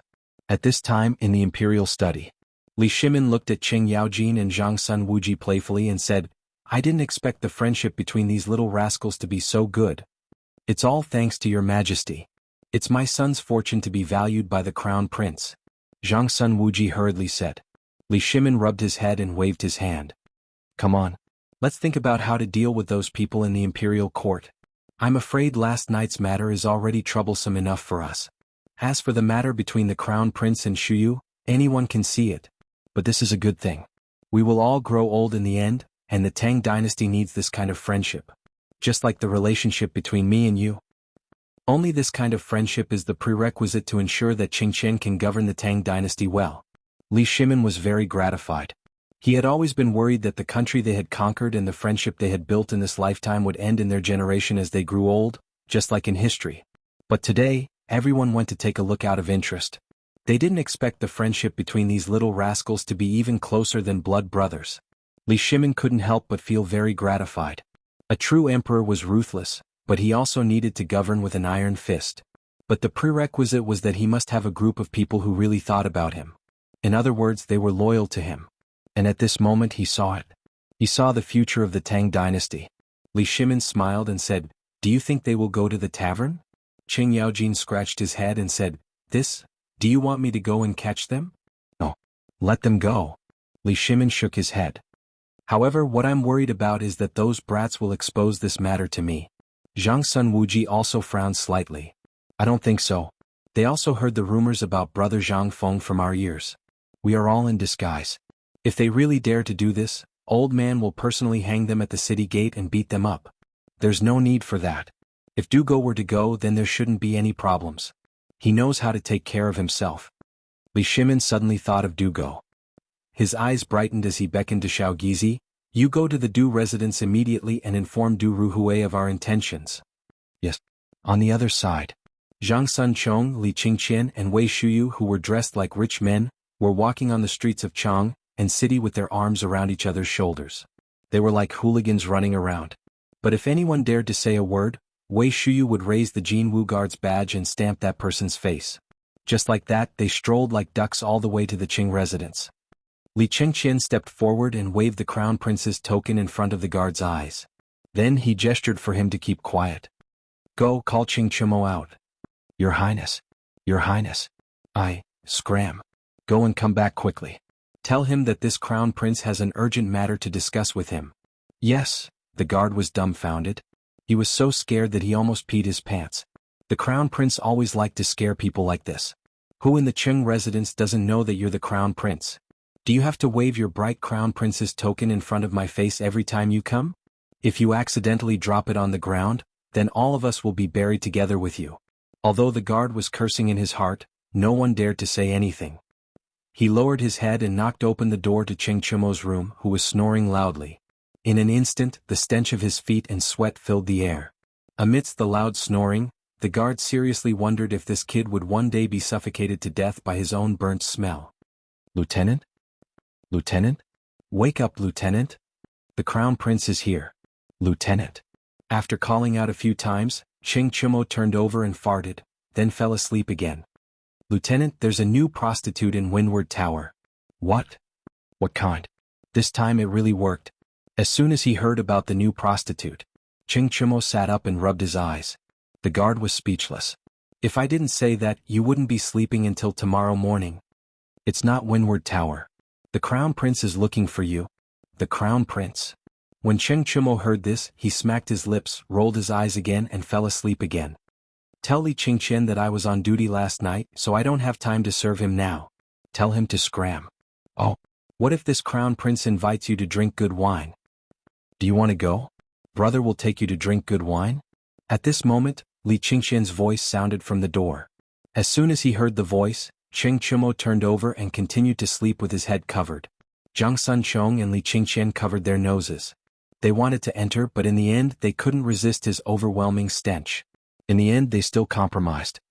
Go, let's go to Zhang Feng's little tavern. Go if you want. Who wants you to freeload? Let's go, Zhang Sun Chong. Let's go find idiot Yuchi and drink good wine at the little tavern. Little tavern? Zhang Feng? What? This isn't the wine that my father hid like a treasure? Zhang Feng, damn. It's him. In an instant Qing Chimo woke up. He didn't even wear his shoes and suddenly roared, "You two bastards, stop right there." Chapter 226. On the main street of Chang'an. It was the busiest time in the market. At this moment, everyone was talking about what had happened last night. In front of a tea stall. Someone seemed to be speaking in a low voice, but in fact, his voice was not soft at all. Have you heard? Last night, a large number of Imperial Guards suddenly conducted a carpet search in the East Market. Hearing that, the businessmen who were drinking tea at the tea stall or enjoying the cool air in the shade, waiting for customers, were all attracted by the news. Who doesn't know about this? Last night someone knocked on my door. Almost everyone in the East Market knows about it, but it's a little strange. This has never happened before. Who said it wasn't? They came at midnight to check. Check what? The man who spoke earlier, who looked a little wretched, touched his mustache and said, "You don't know about this, right? Do you know? Who doesn't know that you're a hoodlum? Did you go to that widow's house last night?" Someone could not help but tease. It caused a burst of laughter. Obviously, this man's reputation was not very good. Hearing that, the sallow-faced man glared and said with a red face, "You don't have to tell me about this, I do know about it." "Then why don't you tell me? What are you waiting for? Just spit it out. It's a hot day, don't disturb my nap." Good. Today I'll let you know how powerful Huang Daxian is. The man suddenly rolled up his shabby sleeves that were full of holes and said, "Last night I pinched my fingers in that uninhabited house and saw that something big was going to happen, and then you were brought out? Finally you were beaten by the officials? Sleeping in a private house at night, even if it's an uninhabited place, you'll still be beaten. Huang Daxian, did you really hear something last night? Get lost. A bunch of vulgar people. Old man is a disciple of Longhu Mountain. The old man was slaying demons last night." Everyone curled their lips when they heard that. This guy could use this trick to deceive foreign barbarians in Chang, but what about them? When Huang Daxian saw that everyone had lost interest, he became anxious and decided to stop pretending. "I saw the Jinwu guards last night." His words instantly attracted everyone's attention. Even Li Qingqian and the others who were sitting at the stall and chatting with their heads lowered, were attracted to the scene. Everyone could not help but look at Wei Shuyu. "Yesterday don't ask me, go ask idiot Yuchi.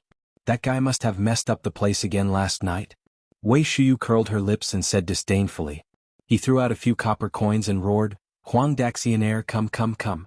Tell me what happened last night. Otherwise Lao Tzu will break your eyes." Huang Daxian looked at the clanking copper coins on the table and instantly beamed with joy. "Thank you, sir." He happily put the money into his pocket.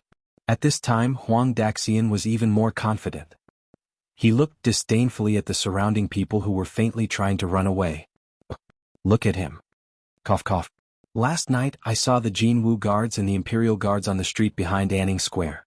They caught a rat next to the small tavern opposite Lao He's stall." Everyone was used to calling the Turkic spies rats. At this time, Wei Shuyu finally understood why the Empress was so angry. So, this mother the Emperor got drunk right under the nose of the Tujua spies? When she thought of this, Wei Shuyu felt a chill run down her spine.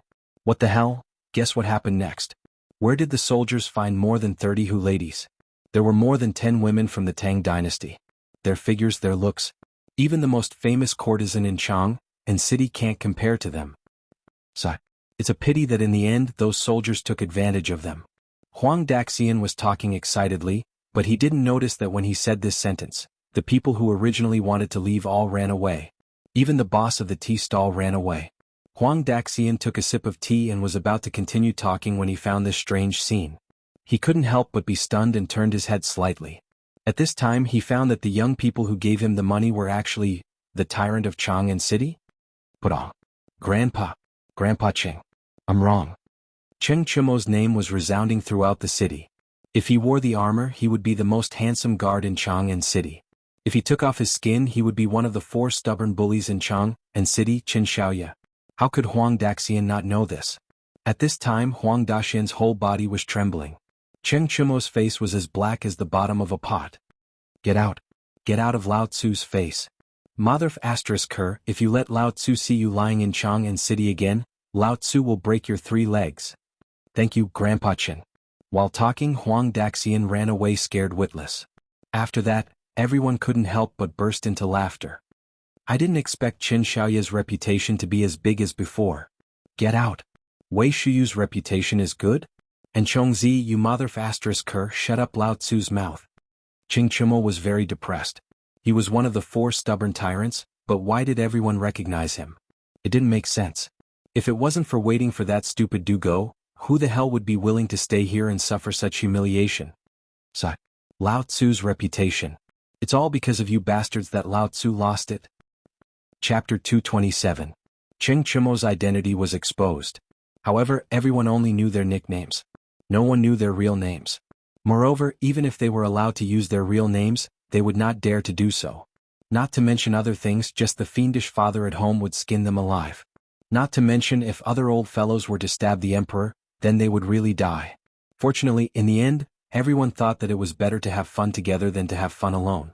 They simply dragged all the people in Chang and city into the trap. The largest tavern and the most luxurious brothel in Chang and city were all properties that they bought with money. Therefore, these places became the gathering places of these stubborn people. In this regard, even if the ministers knew about this, when they saw that their good-for-nothing son was among them, they could only pinch their noses and accept it. Even Wei Zheng, who was known as the human mirror, did not ask about Wei Shuyu's matter under his wife's cries. He only said that if anyone dared to use the Wei family's name, he would cut them off. In this way, this group of stubborn people grew bigger and bigger. In the end, even the crown prince, Li Qingqian, was foolishly led into the trap. This time, this group of people became even bolder. As long as they were not seen by the stupid Yuchi's father, who was in charge of the curfew, anyone who saw them would have to bow their heads. However, even so, they did not completely drag everyone down with them. For example, Dugo. He was a fool who was determined to be the sage of Confucius. He had a big flat face all day long and a stubborn temper, so he had a nickname in the stubborn world of Chang and city. Dugo. He was so stubborn all day long that he did not find it annoying. There were a few times when everyone coaxed him out, helped him enter the brothel, and even gave him the most beautiful girl for a night. They did not expect this guy to personally complain to everyone's father. Son of AB***, you've eaten your fill and now you're playing the blame game? Everyone was angry. After being beaten, the crowd did not like him very much anymore. He could do whatever he wanted.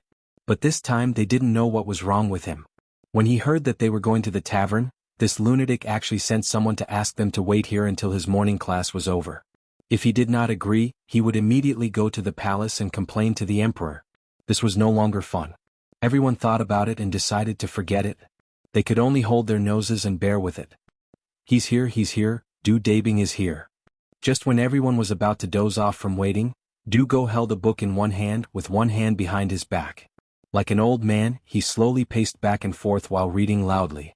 Everyone was dumbfounded by this scene. I say, brothers, has this idiot become stupid from studying too much? This was the main street. He can even read? Zhang Sun pursed his lips and said, I think this guy is very sneaky. Maybe this guy is just boasting. Damn it. Be on your guard. Yes. Wait, I'll make him drink the wine I didn't finish last night. Mother ***, let him have a good night's sleep and shut up for Lao Tzu. Okay. That wine you mentioned, leave some for me. If it can make you drunk, then it can't be considered good wine. Just when everyone was pondering, Dugo walked in. Under everyone's disdainful gaze, Dugo patted his white robe and sat down elegantly. Sorry for the long wait, I just finished my morning class. Enough. Cheng Chimo waved his hand. Let's go. If we don't go now, the sky will be dark. Wait. However, Dugo was unwilling to do so. He slowly poured a cup of tea and gently blew on the cold tea. He slowly took a sip and said, I'm here with the Emperor's secret order. So let's wait for a while. What did he mean? The Emperor? Could it be, damn it? Qingqian, did you tell your father? Wei Shuyu and the rest glared at Li Qingqian. Li Qingqian was also stunned. No. Only the few of us know about this. Besides, if father knows about this, won't I be in trouble? Everyone patted their heads in disgust. That's true. The crown prince leaving the palace incognito was a big taboo. Moreover, he went to a small tavern, a secret place where the emperor and everyone's fathers hid. If Li Qingqian said this, would the emperor agree? Only then did everyone sit down patiently and stare at Dugo, who was slowly drinking water. 15 minutes. He drank a bowl of cold water in 15 minutes. Everyone had the urge to beat someone up. Cough, cough. Dugo put down the teacup and took out a handkerchief to wipe the corner of his mouth. Then he folded the handkerchief and put it back into his pocket. Then he sat up straight and said, The emperor knows about you coming out, but he didn't stop you. Obviously the emperor acquiesced. However, the emperor specifically asked me to supervise you. Do you know why? Everyone rolled their eyes. Dugo continued, this time, we must ensure that our identities and our father's identity will not be exposed. Then we must do, after that, and, everyone fainted. Everyone was seriously wondering if this guy had caused him to fall ill by chanting scriptures like he was chanting scriptures. Wei Shuyu even hugged her head and buried it on the table. Her entire body was trembling. This showed how scary Dugo's nagging was. In the end, everyone used various methods to automatically filter out Dugo. Don't listen, don't listen. Chapter 228. Zhang Feng was very tired. Last night he didn't know how he slept, but his waist hurt so much that it felt like it was about to break. What was even more exaggerated was that the entire shop looked as though it had been burglarized. Zhang Feng couldn't help but scratch his head in confusion. Did he go too far last night and tear down the shop? But that shouldn't be the case. Today things were even stranger. After finding some carpenters to reconstruct the counter, he happened to hear that the Turkic stronghold next door had been destroyed by the Imperial Guards and the Chamberlain of Chamberlain last night. That was even stranger. Normally, the Chamberlains of Jin were the special forces that protected the Imperial City. Why would they take action in the middle of the night? Furthermore, at this corner? Could it be that the Emperor had been plotting all along and they already knew about the Turkic stronghold here?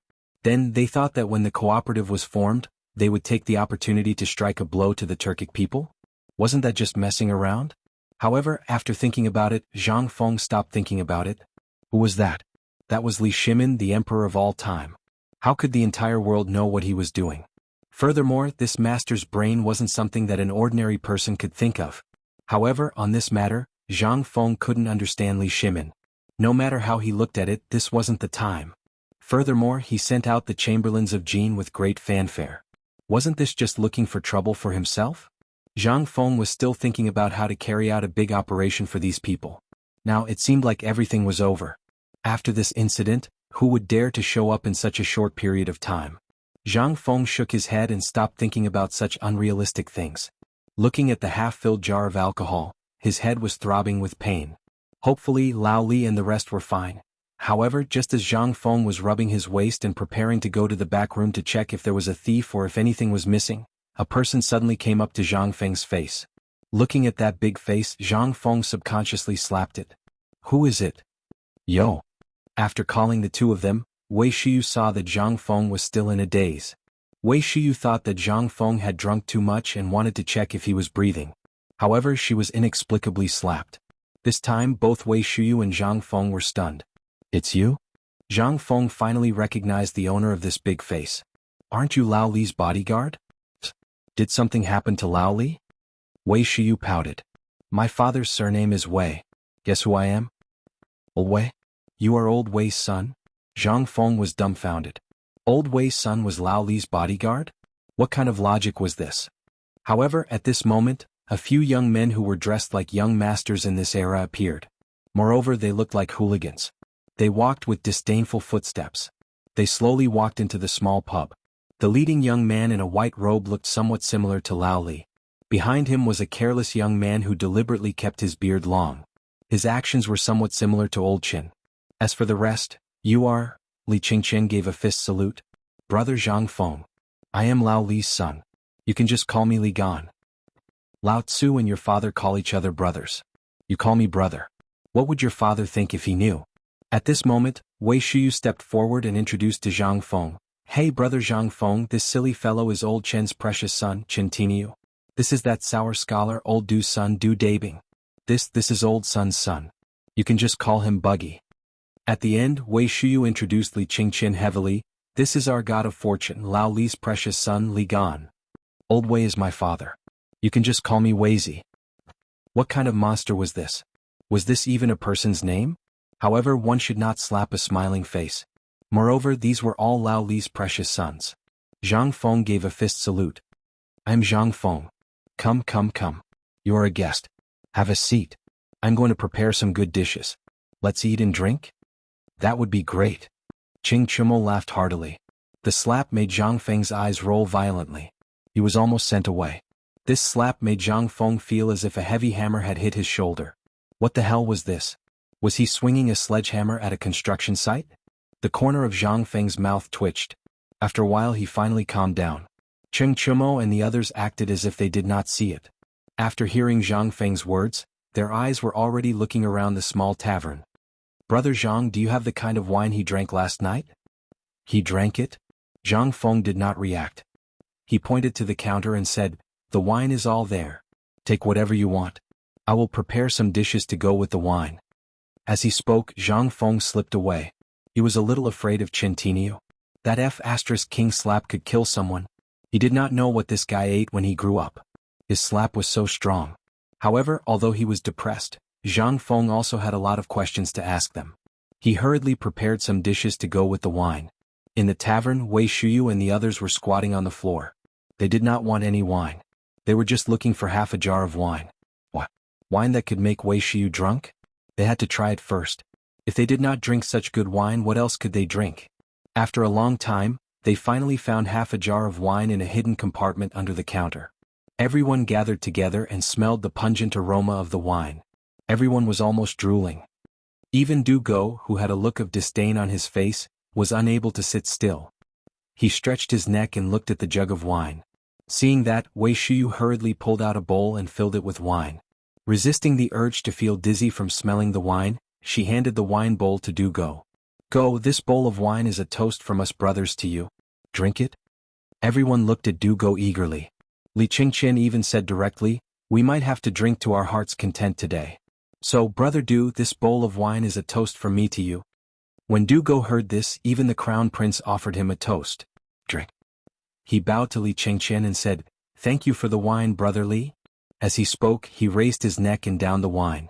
Ah, that's alcohol. You can't drink it. Chapter 229. Zhang Feng was carrying a large tray of meat. Just as he lifted the curtain, he saw Du Go drinking with his head tilted back. But when he smelled the smell in the air, he instantly realized that something was wrong. Just as he was about to shout, a bowl of wine went down Du Go's stomach. This time, Zhang Feng's eyeballs almost popped out. He clearly remembered that the alcohol was hidden in the secret compartment under the counter. This was something he had been praising for a long time. It was prepared to be used in emergencies. And this thing was very difficult to get. Basically, it took 10 caddies of wine to extract less than 1 caddy of it. Last night, half a jar was drunk. His heart was aching. Now that he saw this group of idiots drinking alcohol instead of wine, how could he not be angry? He hurriedly snatched the alcohol from Wei Shiyu's hand and said, this is alcohol. You can't drink it. Brother Zhang Feng, you must be joking. This wine, burp, is very strong. It's good wine. Du Go was dizzy from drinking. At this moment, his face was as red as a monkey's butt. He laughed foolishly and wanted another bowl. Zhang Feng's face turned green. If he were to drink this, he would really die. He hurriedly hid the wine jar behind him and said, I have a lot of wine here. You can drink as much as you want. Just treat it as my treat. You can't drink this thing. Brother Zhang Feng, you're wrong. Why can't we drink such good wine? You're not kind. You can't bear to part with such good wine. Faced with the words of Cheng Chumo and the others, Zhang Feng shook his head like a rattledrum. He explained, do you know why this thing can't be drunk? Let me tell you. This is not wine at all. It was extracted from the wine. A jar of wine can only make about half a bowl. Do you know how long I've kept this jar? This is the best anti-inflammatory medicine for treating illnesses, especially for treating external injuries and infections. Let me tell you. Zhang Feng was about to explode. After explaining for a long time, this group of idiots finally understood why they couldn't drink it. However, Cheng Chumo was dumbfounded. Brother Zhang Feng, I have something to say, but I don't know if I should say it. But we're all brothers. What's there to hide? This wine, alcohol. You said that a jar can only produce half a bowl. Then, you said that drinking too much will kill people. I heard that big idiot Wei drank half a jar last night. How is he fine? What did you say? Say that again? Zhang Feng was dumbfounded. He asked anxiously. Cheng Chumo was also dumbfounded. He was shocked by Zhang Feng's reaction and hurriedly said, last night, big idiot Wei saw that you were all drunk, so he came in to carry you back. However, he was greedy and said that he drank half a jar of wine. Here, the one in your hand was found by him today. Zhang Feng went crazy. He looked Wei Shiyu up and down and even pried open his mouth to look at him for a long time. This doesn't make sense. What's going on? Is this guy's physique too good? Or is my alcohol level not high enough? Like a fool, Wei Shiyu was also dumbfounded. He allowed Zhang Feng to fiddle with his body for a long time. Then he asked timidly, "Brother Zhang Feng, this thing, I really can't drink it? I really can't drink it. But you weirdo, why is nothing wrong with you? TSK, awesome. You're really awesome. I'm still wondering if Lao Li and the others were drunk last night and secretly drank it. I'm still worried about whether something will happen to them." "So it's you? Awesome. TSK, I didn't expect you to dare to drink it. Aren't you afraid of drinking it to death?" "Boo-hoo," Wei Shiyu broke down. "Damn it. Who said that Lao Tzu is fine? From last night until this afternoon, Lao Tzu was tied to a pillar to sober up. I was F*King wondering what kind of alcohol this is. Why is it so strong? It's not F*King alcohol. If it's not alcohol, why did you put it here? You made me neglect my duty. I don't know if my father will skin me alive when I go back tonight." Zhang Feng was dumbfounded. He looked at Wei Shiyu and clicked his tongue in amazement. "Awesome. What an awesome person. Awesome drinker, you're awesome." Zhang Feng did not expect Wei Shiyu to have such a big reaction. In the end, he thought that maybe this guy was still drunk, or maybe he was really afraid that his father would beat him up. Zhang Feng patted Wei Shiyu's shoulder and said, "Brother, don't worry. You're alive and kicking now, aren't you? This means that you can hold your liquor well. Look at Du Dabing. He's already in his dreams. Come. Zhang Feng pointed at Du Go, who was sprawled on the bench like a dead dog, and pulled everyone to a table. Then he took a few jars of low-alcohol content wine from the counter and said, Come, brothers, let's drink to our heart's content today. This is good alcohol." The other masters stared at the alcohol in Zhang Feng's arms and swallowed their saliva. Zhang Feng pretended not to see and put the alcohol back into the hidden compartment on the counter. Then he took a few jars of good alcohol from the wine cabinet and said, "Although the alcohol content is low and not as strong as alcohol, this is definitely good alcohol. You won't die from drinking it." "Alcohol content? What's that?" Li Qingqian's eyes flashed as he asked. He felt that he had heard this new term from his father. Now that he heard it again, he could not help but want to find out more about it. This? Actually, it's the content of the alcohol. In other words, it's the level of the alcohol content. Take a look." As he spoke, Zhang Feng pointed at the characters on the jars on the counter and said, "Look, on this jar it says 1. That means that the alcohol content of this wine is very low. As for this 65, it's the strongest wine here." Cheng Chumo rubbed his chin and looked at the jars on the table.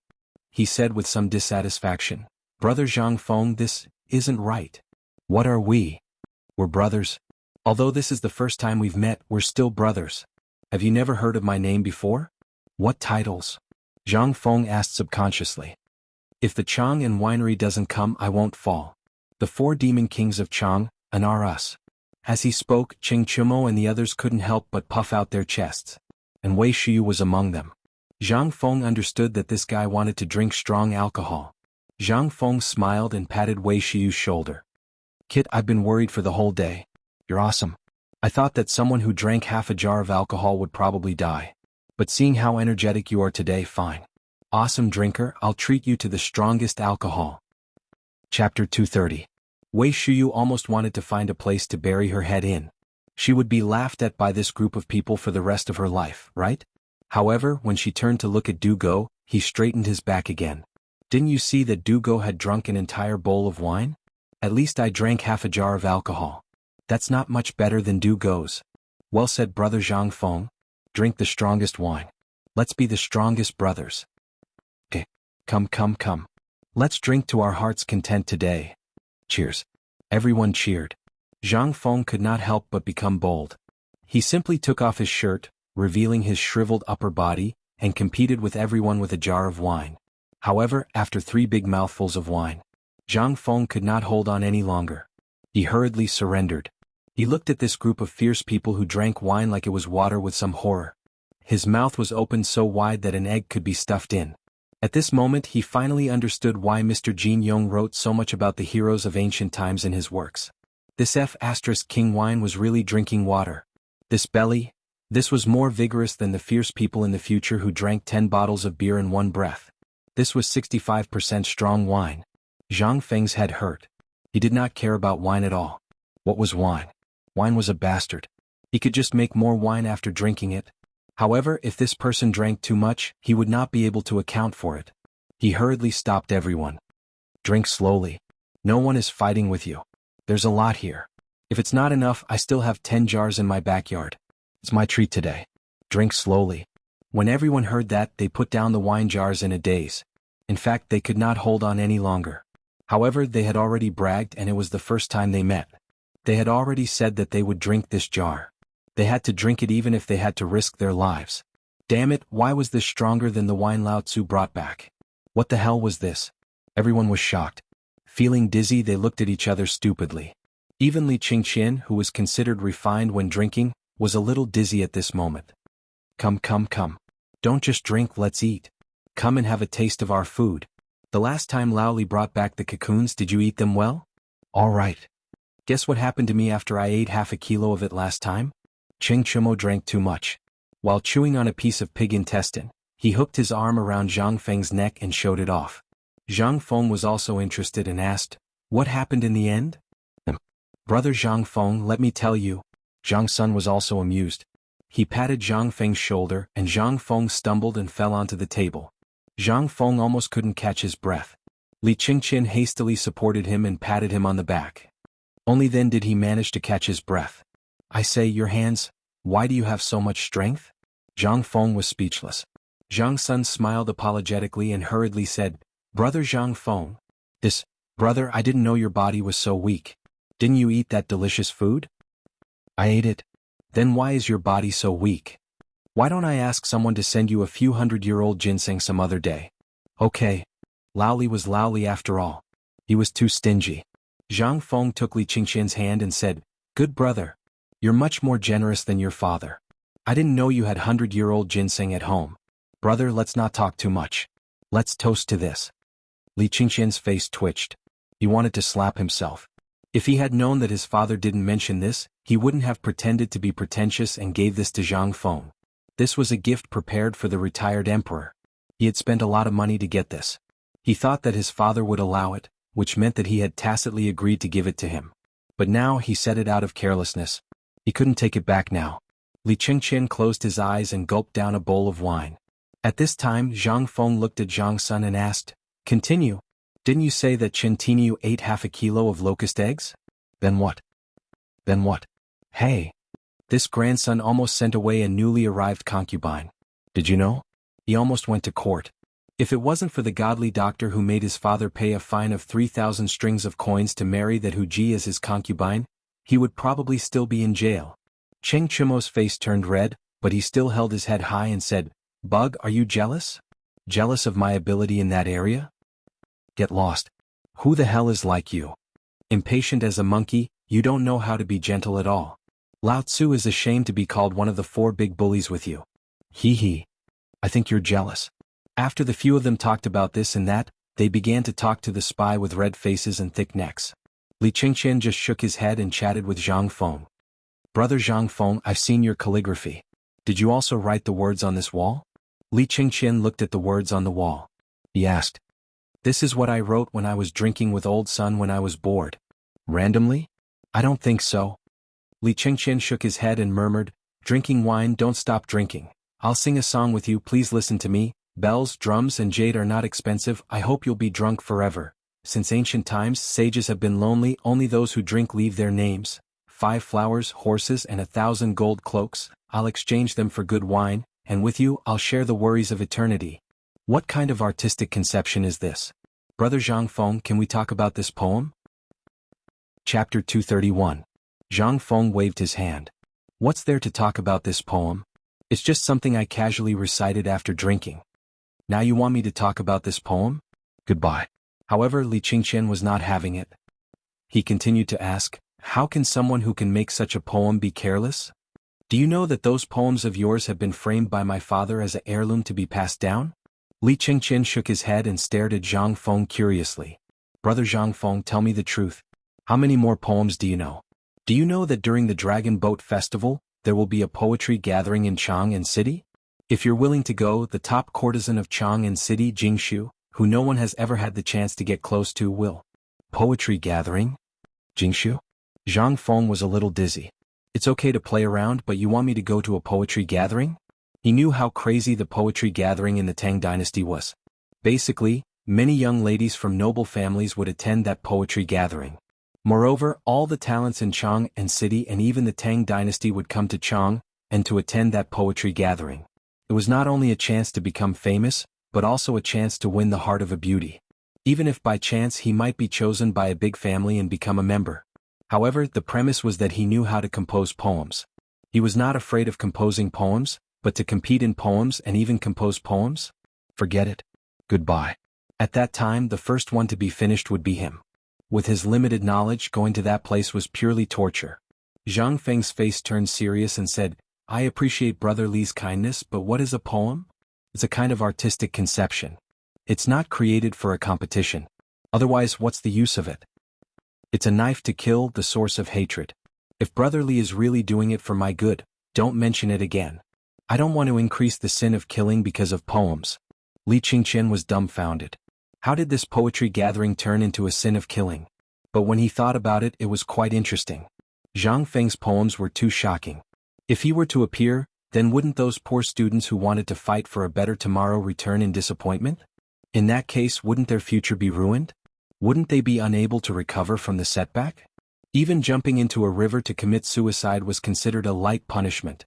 He knew that there was once a scholar at a poetry meet. Because of the woman he loved, he planned to win the woman's favor at the mid-autumn poetry meet. However, fate dictated that in the end the woman fell in love with another scholar and in the end. In a fit of rage, the man killed the woman's family as well as that scholar's family. When Imperial Father was still the king of Qin, he was furious, but in the end the matter was left unsettled. At this moment, Li Qingqian was filled with emotions when he heard Zhang Feng mention it. Forget it. Brother Zhang Feng's concept is something we can't compare to. What concept? At this moment, a few drunkards who were drunk came up. With a strong smell of alcohol, they hooked Li Qingqian and Zhang Feng and started to drink. I say, are you two here to watch a good show? Didn't we say that good brothers should share weal and woe together? We've already drunk a big jar. No. You guys have to make up for it. Yes. Me, Buggy, and Idiot Wei have already finished. You two shouldn't slack off. Otherwise Lao Tzu's fist won't be merciful. Zhang Feng's eyelids twitched. Fine. He couldn't afford to offend these two. If this fist came down he would most likely die. Come. Let's do it. Whoever doesn't do it is a grandson. Zhang Feng also became unyielding. He grabbed 3 jars with the number 65 foot written on them and threw them to the 3. Then he picked up 2 jars with the number 1 written on them, slapped the seal and raised his head to drink. Seeing this, how could the 3 of them endure it? They raised their heads and drank. Even Li Qingqian couldn't help but clench his teeth and raise his head to gulp down the wine. Burp. A jar of wine went down. Even though he only had a 10% alcohol tolerance, Zhang Feng still felt like the world was spinning. He looked at Qing Chumo and the others, who were basically lying on the ground with their limbs spread out, hugging the wine jars and refusing to let go. They were even laughing foolishly. Li Qingqian wasn't any better. As he drank, he raised his head and fell to the ground with a thud, sleeping soundly. Zhang Feng walked around and sat on a stool in a daze. After a long time he finally recovered from the dizziness. But when he saw the people sprawled all over the ground, he couldn't help but have a headache. Last night he got Lao Tzu drunk. Now in broad daylight he got his son drunk. Lao Li and the others wouldn't beat him up with a big club, right? Thinking about it, Zhang Feng hurriedly got up and bolted the door. Only then did he heave a deep sigh of relief. But what should he do with the people on the ground? What if they tore down the shop again then? Brother! You're not thick enough. Roar. At this moment, Cheng Chumo sat up dizzily and grabbed Zhang Feng's collar. Dizzily he pointed at the people on the ground and spat in disdain. They're all trash. Lao Tzu's alcohol tolerance is still the best. Come, why are you still, burp, not drunk? Zhang Feng was dumbfounded. What the hell was this? Could it be that Lao Tzu had no choice but to drink? At this moment, after falling down a few times, Cheng Chumo took 2 jars of wine from the wine cabinet. After a long time, he crawled in front of Zhang Feng and grabbed Zhang Feng's collar. Drink? If you don't drink, then you're looking down on me, Iron Bull? Zhang Feng's face turned green. This was Lao Tzu's little pub, okay? The wine was Lao Tzu's, okay? However, Cheng Chumo was drunk. How could he care so much? He saw that Zhang Feng did not move. How could he let this go? He was about to beat him up. Zhang Feng gritted his teeth and looked at the word 1 written on the jar of wine. He made up his mind and roared, "Drink! Damn it, if you don't drink then you're looking down on me, Zhang Feng. You're a coward." Coward? When Qing Chimo heard that, he exploded. He broke the seal with his fist and raised his head to drink. After a while, only the sound of 2 jars shattering could be heard. Zhang Feng and Qing Chimo were also drunk. Chapter 232. It was night. It was a dark night. The kind where you couldn't even see your own fingers. Under the passionate kisses of the mosquitoes, Zhang Feng finally woke up. Looking at the drunkards on the floor, he couldn't help but have a headache. Damn it! What should I do? Zhang Feng was speechless as he roared. But at this moment, in the dark corner, a leisurely voice came. "You're awake." "Who is it?" Zhang Feng was furious. Last night the next door was checked. Who knows if there were any dead people. Now that a voice suddenly came out, how could he not be scared? Cough cough, "Brother Zhang Feng, don't be afraid. It's me, I'm Du. Dabing." Dabing? What dabing? Zhang Feng rubbed his forehead for a long time before he reacted. He finally remembered that Dabing Du was drunk with a bowl of alcohol. Rubbing his aching head, Zhang Feng slowly lit an oil lamp. At this time he finally saw Dabing Du clearly. He saw a milky white robe covered with vomit. Some of it was his, some of it was unknown who it was. Qing Tiniu, Idiot Wei and Lao Li's son were all huddled together. That scene, it was simply unbearable to look at. When did you wake up? Why didn't you light the oil lamp?" Zhang Feng looked at Du Go speechlessly. "I only woke up when you were talking. This alcohol of yours. What is it made of? Why is it so strong? My head feels like it's going to split open." Du Go asked while holding the door and sitting crookedly on the stool. "I already said this is alcohol." "It's not alcohol." Zhang Feng spent a long time explaining the alcohol matter clearly. Then the two looked at the drunkards on the floor. They could only speechlessly carry them into the bedroom in the backyard and throw them on Zhang Feng's small bed. Then they sat in the front hall of the small pub again. Du Go quietly looked at the words on the wall and was shocked. "I've long heard of Brother Zhang Feng's poems, and I've also seen Brother's calligraphy, but this piece of calligraphy.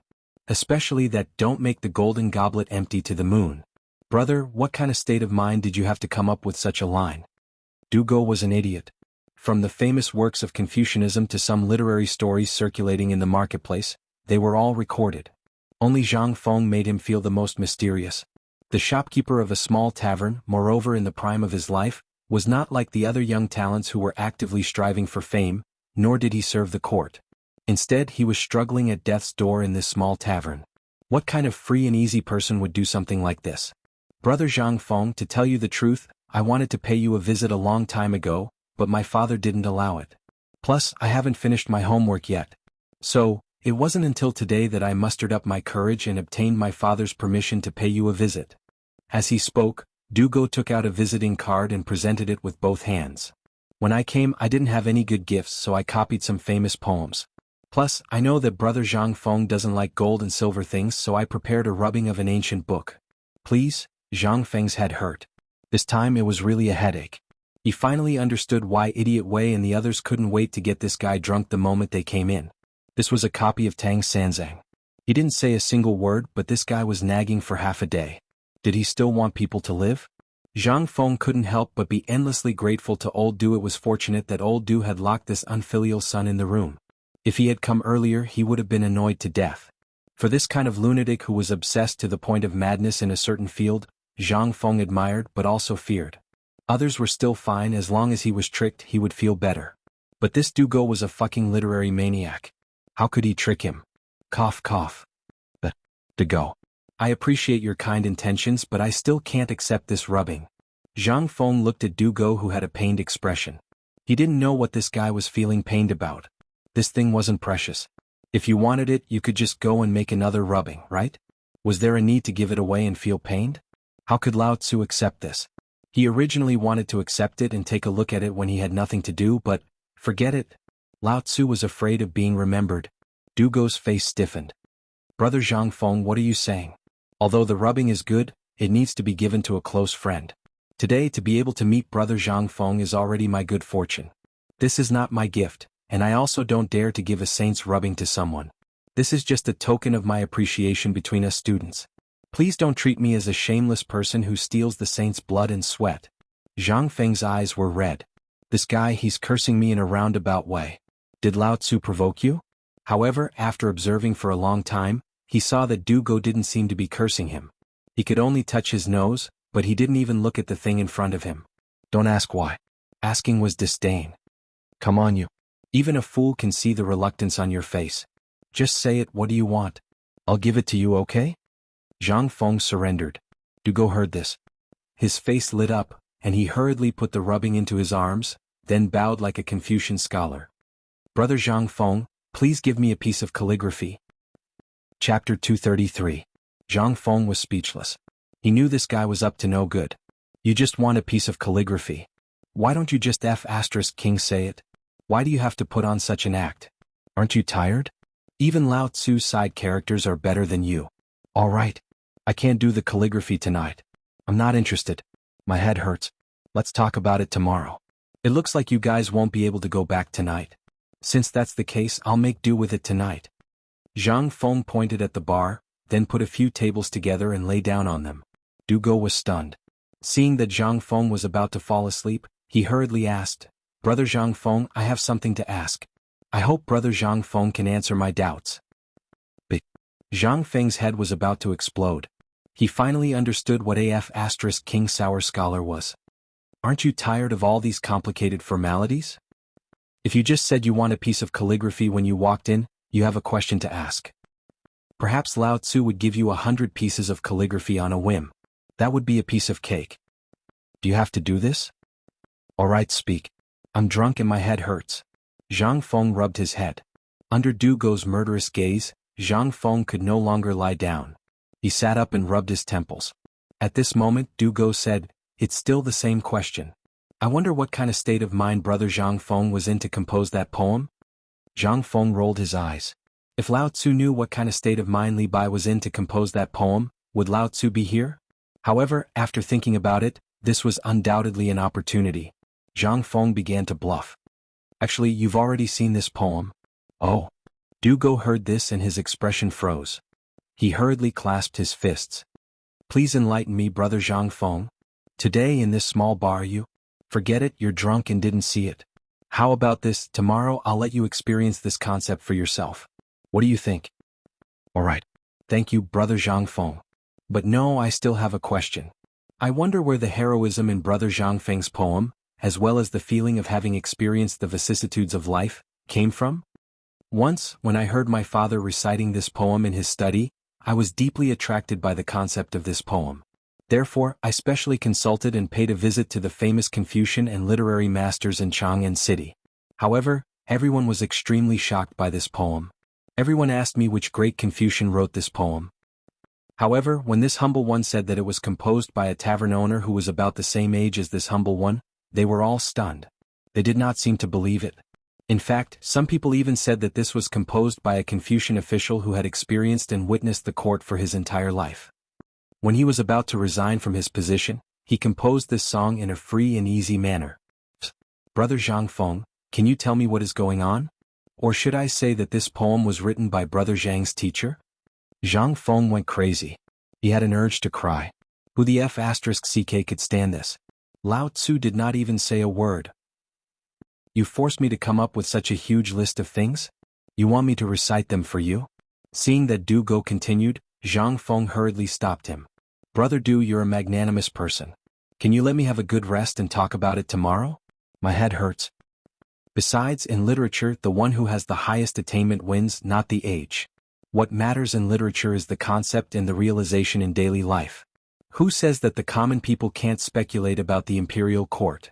Just look at the old men on the street who are working hard to make a living.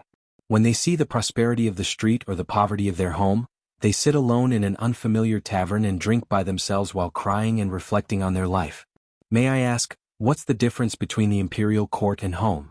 One is the home of the Tang Dynasty, and the other is the shelter from all the storms and disasters. May I ask, what's the difference between the two?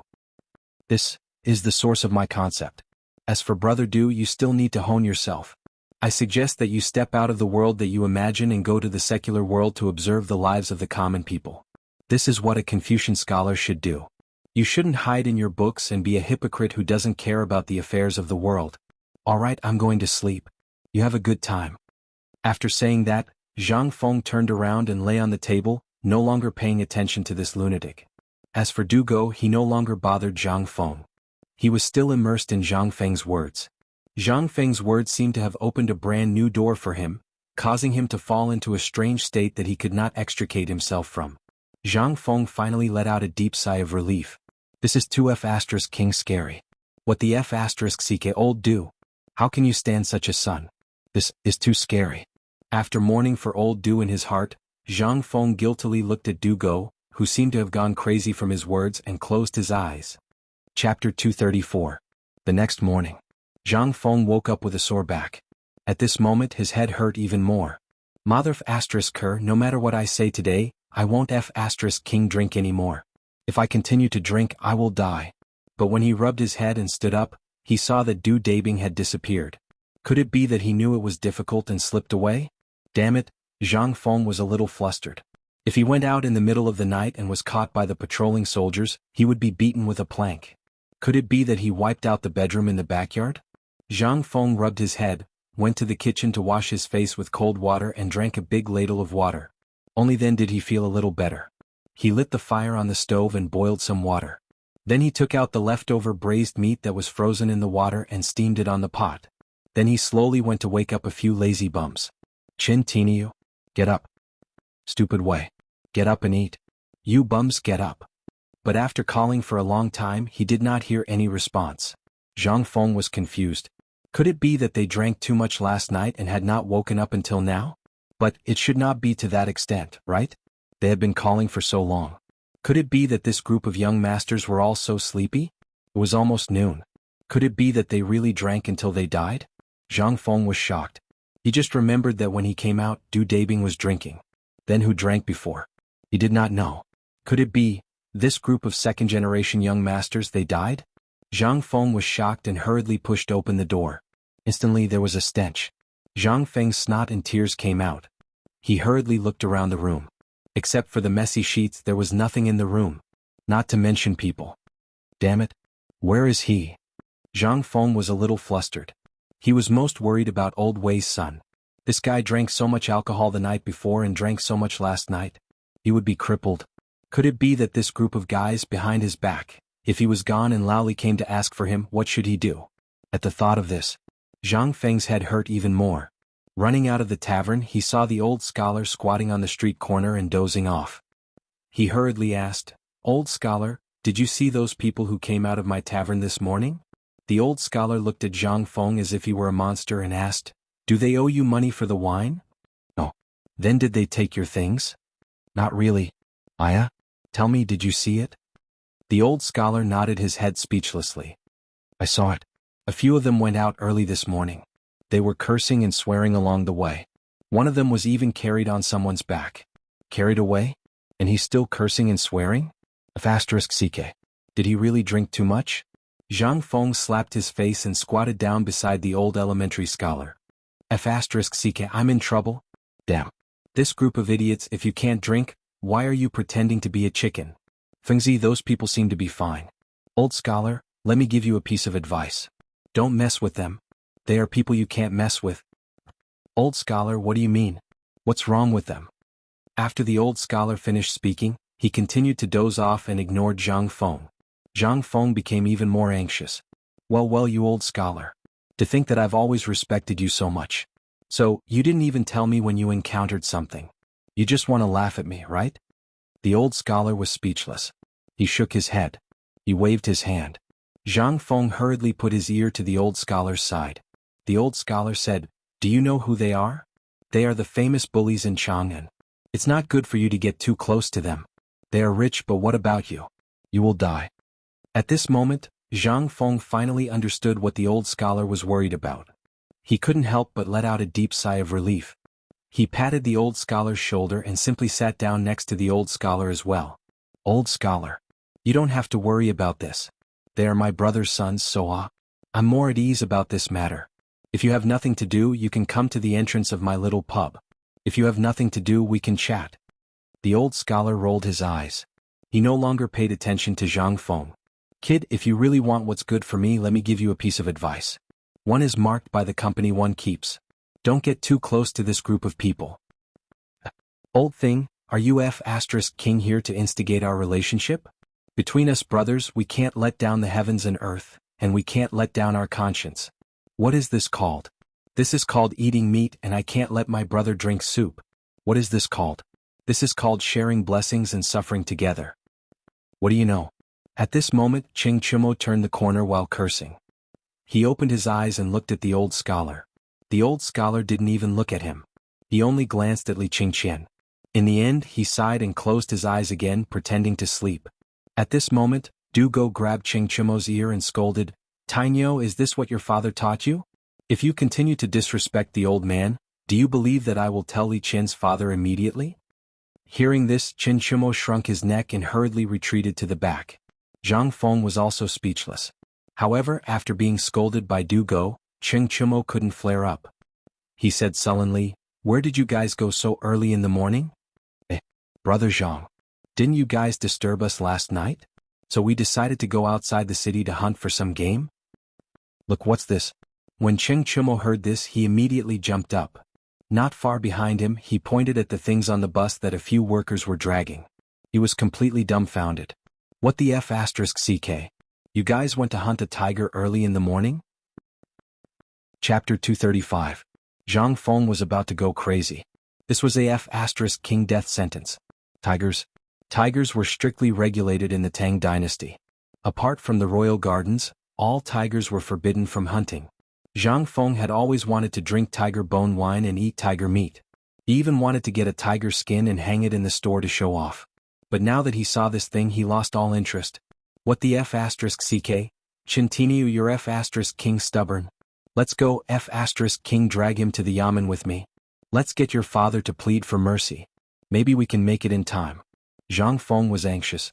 But Li Qingqian and the others crossed their arms and looked at Zhang Feng, trying hard not to laugh. After a long while, the old scholar could not stand it anymore. He coughed and said, "Fengzi, don't be so busy. Look at these young masters." Hearing that, Zhang Feng suddenly raised his head and looked at these rich second generations with a playful expression. Zhang Feng was so angry that he wanted to take off his shoes and beat them up. He was so worried just now. If something happened to them in his store, what would Lao Li and the others do? These were really the 4 rich second generations, the 4 stubborn ones. He finally understood why the old scholar didn't want him to get too close to these people. He would really die if he got too close to them. Brother Zhang Feng. Du Go smiled elegantly. He pointed at the tiger and said, "This is your reward. Lord Zhang's son and Li Gan's father once talked about you. The Minister of Justice thought highly of you and said he wanted to give you a reward. But after thinking about it, he did not know what to give you. Finally, yesterday old Chin slapped his head. A hero deserves a sword, so this tiger is a reward from Lord Zhang's son." What was going on? Who gave gifts like this? Was the Tang Dynasty so domineering? Giving a tiger directly? Zhang Feng had some doubts at first, but after hearing Du Go's explanation, Zhang Feng faintly thought about everything from the beginning to the end, and finally understood. It was impossible to find a tiger in the Qinling Mountains early in the morning. Only the tiger in the royal cemetery was possible. And if one wanted to hunt in the imperial mausoleum, who would dare to do so unless the emperor allowed it? Moreover, they even dared to pull it out on the streets so arrogantly, and no one from the government came to interrogate them? Zhang Feng couldn't think of a second possibility other than having a document in advance. Hunting in the Qinling Mountains? I'll give you 1 month. If you can find a tiger in the Qinling Mountains, forget about catching it. Even if you can see it, it'll be my loss. This thing was not even in the Qinling Mountains, okay? As early as the era of Qin Shi Huang, this thing had been wiped out in the Qinling Mountains. If this thing really existed at this time, Zhang Feng would really think that the person who spoke was an idiot. At this time, more and more people gathered on the streets. Zhuzi and Guzi even secretly ran over to pluck the fur on the tiger's back. In the end, people from the government came to urge everyone to quickly deal with this thing. Zhang Feng could only brace himself and bring this thing to the small tavern under the envious eyes of the neighbors. People were afraid of being famous and pigs were afraid of being fat. Now that he had brought the tiger to the small tavern, he had to think of a way to hide this matter. Otherwise he would be targeted by the Turks sooner or later. After all, the Turk spy next to him had just been eradicated. "Don't worry." Li Qingqian patted Zhang Feng's worried face and said, "My father has already taken care of this matter. Moreover, it was given as a reward by the empress to comfort the frightened people. It was the prey that the emperor hunted. Hearing this, Zhang Feng heaved a deep sigh of relief. Old Li, you're so thoughtful. Let's go. Brother, let's eat tiger meat today. Zhang Feng didn't say anything else. He pulled Li Qingqian towards the tavern with his head lowered. However, as if he had thought of something, Zhang Feng waved his hand and said, Old Xiutai, come to the tavern next time. I'll keep the tiger's penis for you. Ah. Yo. Old Xiutai. Tiger's penis. Why don't you hurry up and thank Zhang Feng? Ha ha ha. Amidst the laughter of the neighbors, the old Xiutai's face turned red. Once they entered the small tavern, a few people who looked like servants dragged the tiger to the backyard and personally dissected it. Zhang Feng was also happy to be free. The few of them sat at the table and Zhang Feng asked gloomily, This is the surprise you gave me? Yes. Wei Shiyu shrugged and said, This morning, Du Dabing yelled at us and said that we gave you a rubbing last night but you didn't want it. So we were wondering if we should give you something new. In the end, Chintinius slapped his head and remembered that the Mountain Kings all had this in their homes. So, before the sun rose, we went out to tinker with this thing. Hearing this, Zhang Feng exploded. He stared at Li Qingqian and said, So, you guys went to the Imperial Forest to poach? Li Qingqian shrugged speechlessly. Don't worry about this, my father will take care of it and you can eat to your heart's content. Do you think it's so easy to enter the Imperial hunting ground? If we can enter, it means that the Emperor already knew about it. So, you see, no one has come to ask, which means that the Emperor already knows about it. Chapter 236. The tiger skin, the bloody tiger skin, was stretched taut on the wall of the backyard. Wei Shiyu demonstrated her swordsmanship, slicing a piece of tiger meat into thin, sparkling and translucent slices with each slash of her sword. Zhang Feng closed the pub and set up a charcoal fire under the crooked tree in the backyard, preparing to barbecue. Du Dabing and Li Gan stared unblinkingly at Zhang Feng's seasoning jar. Zhang Feng even tricked Cheng Chimo into swallowing a piece of tiger meat with salt and pepper. Xiao Bing was still lying beside the well, hugging the bucket and refusing to let go. After a while, the sizzling tiger meat on a stone slab the size of a millstone was all in their stomachs. They did not drink alcohol today. No matter how Zhang Feng urged them, they did not dare to drink. Wine was a good thing, but it was also deadly.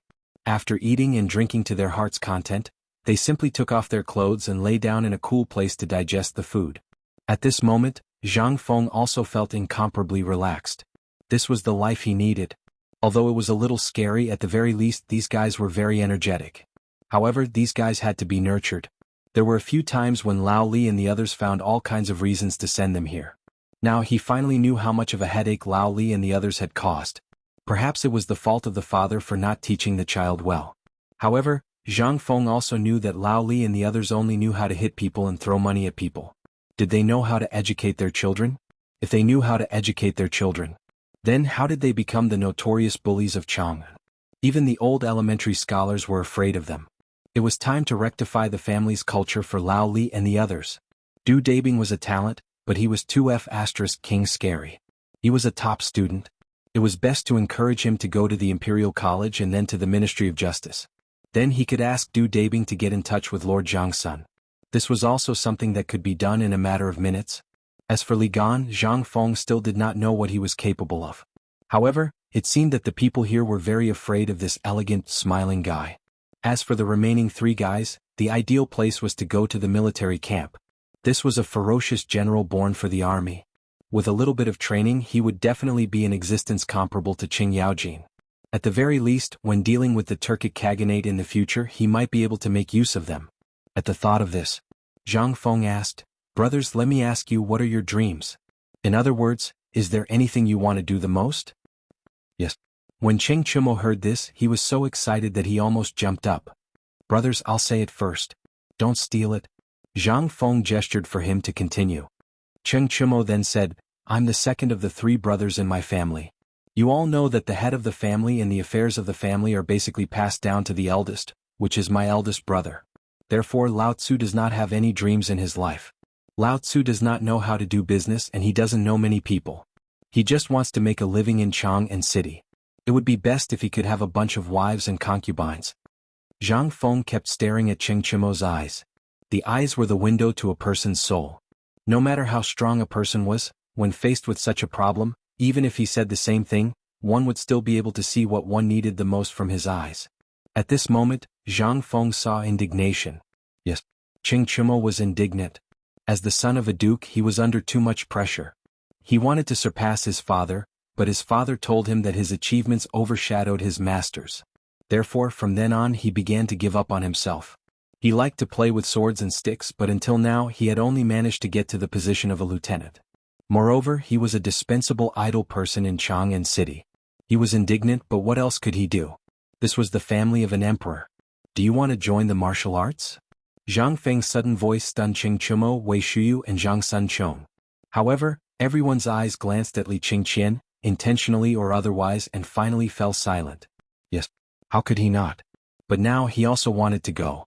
However, Lao Tzu did not want him to go. What else could he do? Zhang Feng understood Qing Chimo's heart.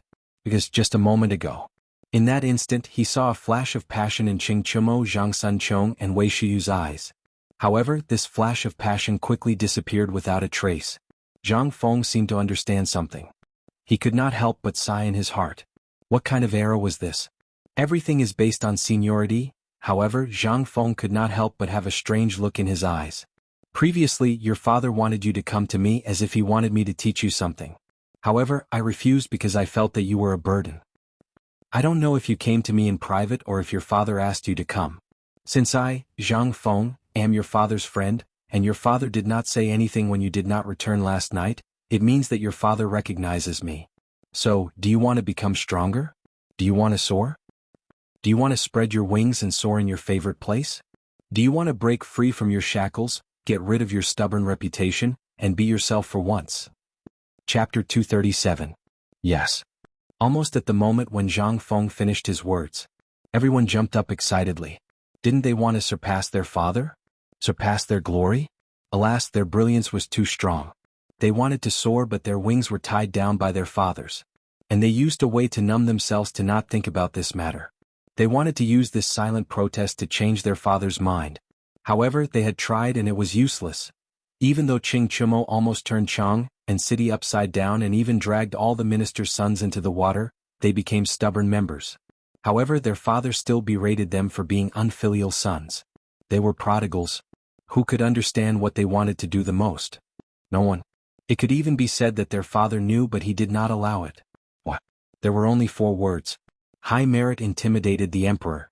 If their family wanted to pass on safely and live well under the emperor's nose, then high merit intimidated the emperor was a taboo. Therefore, Qing Yaojin would play dumb. Therefore, Wei Zheng and the group would rather have nothing than be tainted by other things. It was not that they did not have the means to make money, but they wanted to think for their descendants and their family. The emperor's power was unpredictable. This was the imperial court. This was their fate. Brother Zhang Feng, do you have any ideas? Zhang Sun also put away his cynicism and looked at Zhang Feng sincerely. Even Du Go looked at Zhang Feng with a burning gaze. As for Li Qingqian, he lowered his head silently. Zhang Feng looked around at everyone. I know what all of you are thinking. I know what all of you want to do, but I also know what your father is worried about. Your father is doing something big right now. And it is a very big thing. What is it? Qing Chimo asked with reddened eyes. Zhang Feng took a deep breath and said in a low voice, Do you think it will be small when it is done for the emperor? Everyone was stunned. Could it be that this guy knew his father's identity? But why didn't anyone tell them? The crowd could not help but look suspiciously at Du Go. Seeing this, Du Go hastily shook his head. But nobody seemed to believe him. Du Go was anxious and asked, Zhang Xiong, you said that our father is working for His Majesty? How come we didn't know about it? And such a big thing, how did you know about it? Can you tell us? Hearing this, everyone's eyes gathered on Zhang Feng. Zhang Feng smacked his lips and said, Actually, this whole thing started with the eggs. You guys should still remember that, right? Since then they have been working for His Majesty, and I hope that you will all keep your mouths shut. If you dare to speak nonsense about this matter, even Heavenly King Lao Tzu won't be able to save you. Everyone heaved a sigh of relief. They thought that Zhang Feng knew their father's true identity, but now it seemed that he still didn't know. Although their father did not tell them much about what happened after that, they more or less knew. After all, they were living under the same roof, so how could they not know? Zhang Feng saw this and said again, I know that Lao Li and the rest will definitely not let you guys get involved in this, so guess what you are worried about, right? You are wrong. Your father is doing this to protect your lives. The fewer people involved in this matter, the better. So I can understand why you guys are acting this way. But today I want to talk about something else. This matter will definitely not affect them, and it will also allow you to be in the right position and do the right thing. What is it? Just say it. That's right, brother, you are so wishy-washy. Are you a man? Just say it. Do you want us to take over the mountain and become kings, or do you want us to do something else? Just say it. Cheng Chumo was so anxious that he was going crazy. Zhang Feng laughed mischievously, infuriating everyone. Zhang Feng waved his hand and said, "Think about it, what should a hot-blooded man do? Protect the country. To die on the battlefield." Cheng Chumo and Wei Shiyu said in unison. But the next moment, everyone was stunned. Did he mean to let them enter the camp? Yes. Zhang Feng got up, put his hands behind his back and raised his head to the sky, letting the wind blow his long hair, which danced wildly in the wind. He shouted loudly, drunk, looking at the sword under the lamp, dreaming of blowing the horn and joining the camp. 800 miles of the army under the scorching heat, 50 bowstrings turning over the Great Wall, soldiers gathering on the battlefield in autumn. The horse is fast, the bow is like a thunderbolt, the string is frightening. But the king of the world, winning the reputation of life and death, poor things happened in vain. The bright moon of the Qin and Han dynasties, the long march of thousands of miles did not return, but the general of Long Qing flew, not allowing the horse to pass the Yin mountain. The two poems came out. Everyone was shocked. What was this? Wasn't this the kind of heroism that men pursued? Everyone read some books, and among them, Li Qingqian and Du Go were even more outstanding. At this time, every line of Zhang Feng's poem was like a stretch of saber light and sword shadow, making them intoxicated. No one knew how long had passed. Cheng Chumo and the others trembled all over, and even the corners of their eyes were full of tears. Not allowing the horse to pass the Yin mountain. Drunk, looking at the sword under the lamp. This is what a man should be like. This is where I should go. Chapter 238. Even among them, Du Go's perception was deeper. Because last night he learned another meaning from Zhang Feng's mouth. It was a kind of artistic conception that could not be felt in books. He had been pondering about it before and even followed them to hunt the tiger today. However, he was looking for the feeling that Zhang Feng mentioned. But, unfortunately until now he still could not understand the artistic conception that Zhang Feng mentioned. However, at this moment, in Zhang Feng's two poems his feelings were the deepest. In these two poems, the heroic, free and easy soldier deeply attracted him. He knew that Zhang Feng had definitely not been to these places. However, he still saw the hazy battlefield from Zhang Feng's poem. The smell of blood, the roar of swords clashing, the sound of war horses neighing, the blood and fire, laughing wildly to the sky, drinking and talking merrily. Du Go yearned for all of this. Is this the soul of the poem? Brother Zhang? In the end, Du Go was the first to wake up. And when he spoke, Li Qingqian also woke up from the shock and looked at Zhang Feng. Zhang Feng shook his head. Everyone has a path that suits them. For example, some people are naturally suited for one thing, obsessed for one thing and crazy for one thing.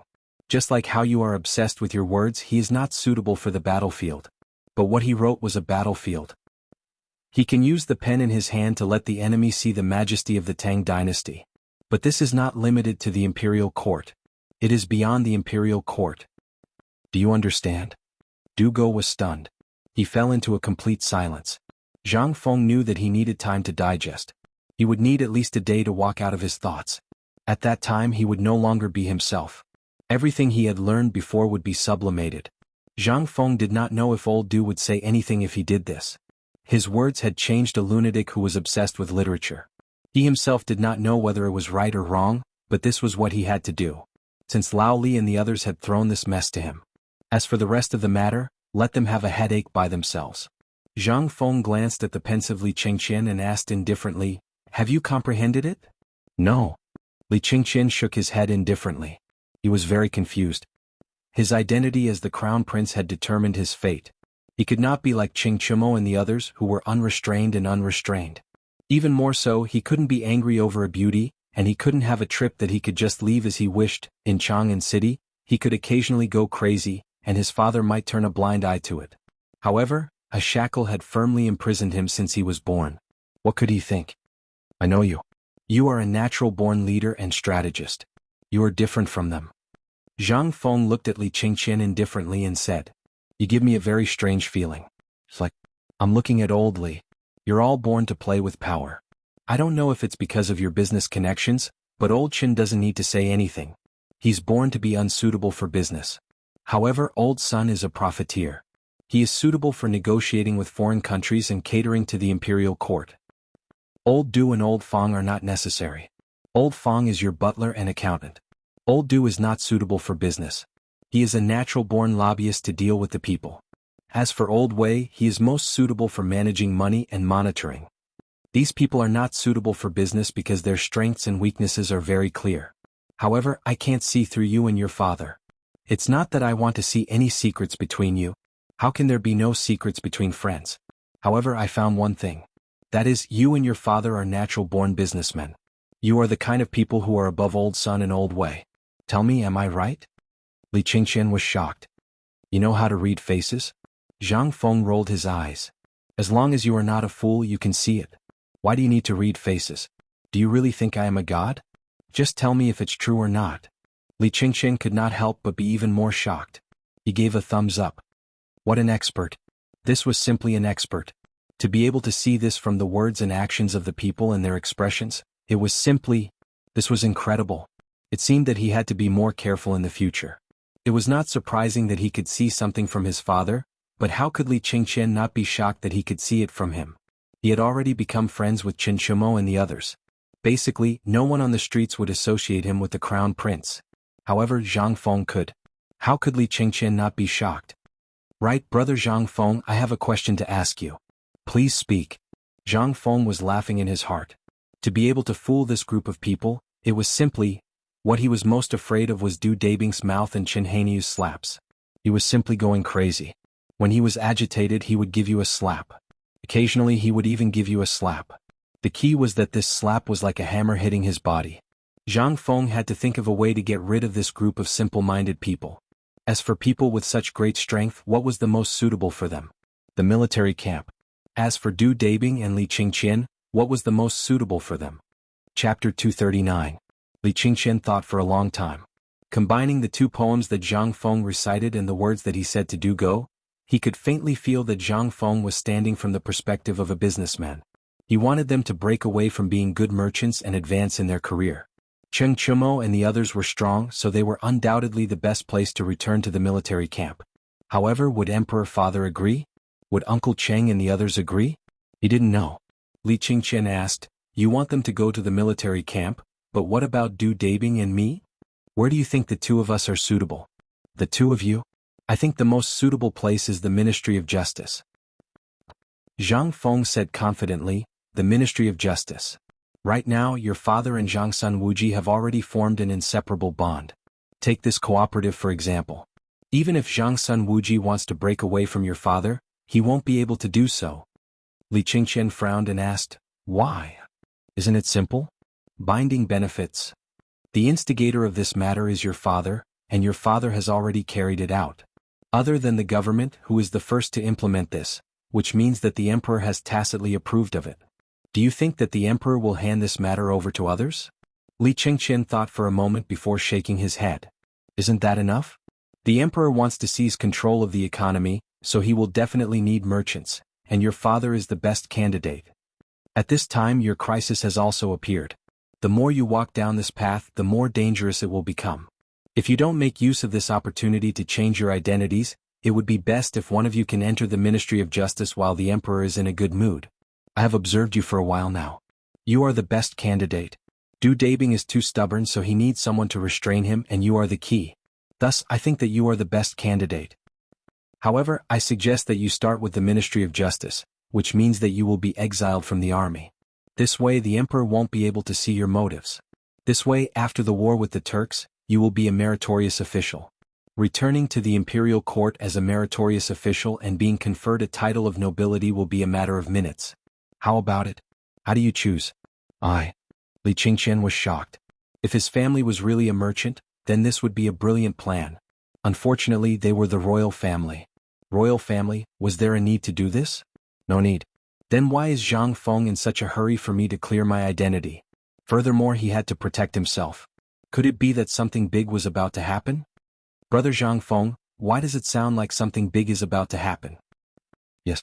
Zhang Feng's voice was grave. Originally, I wanted to say it the night before, but I got drunk. It's not your father's fault. They were just happy. However, you must go back and tell your father and the others about this matter. Tell them to be vigilant.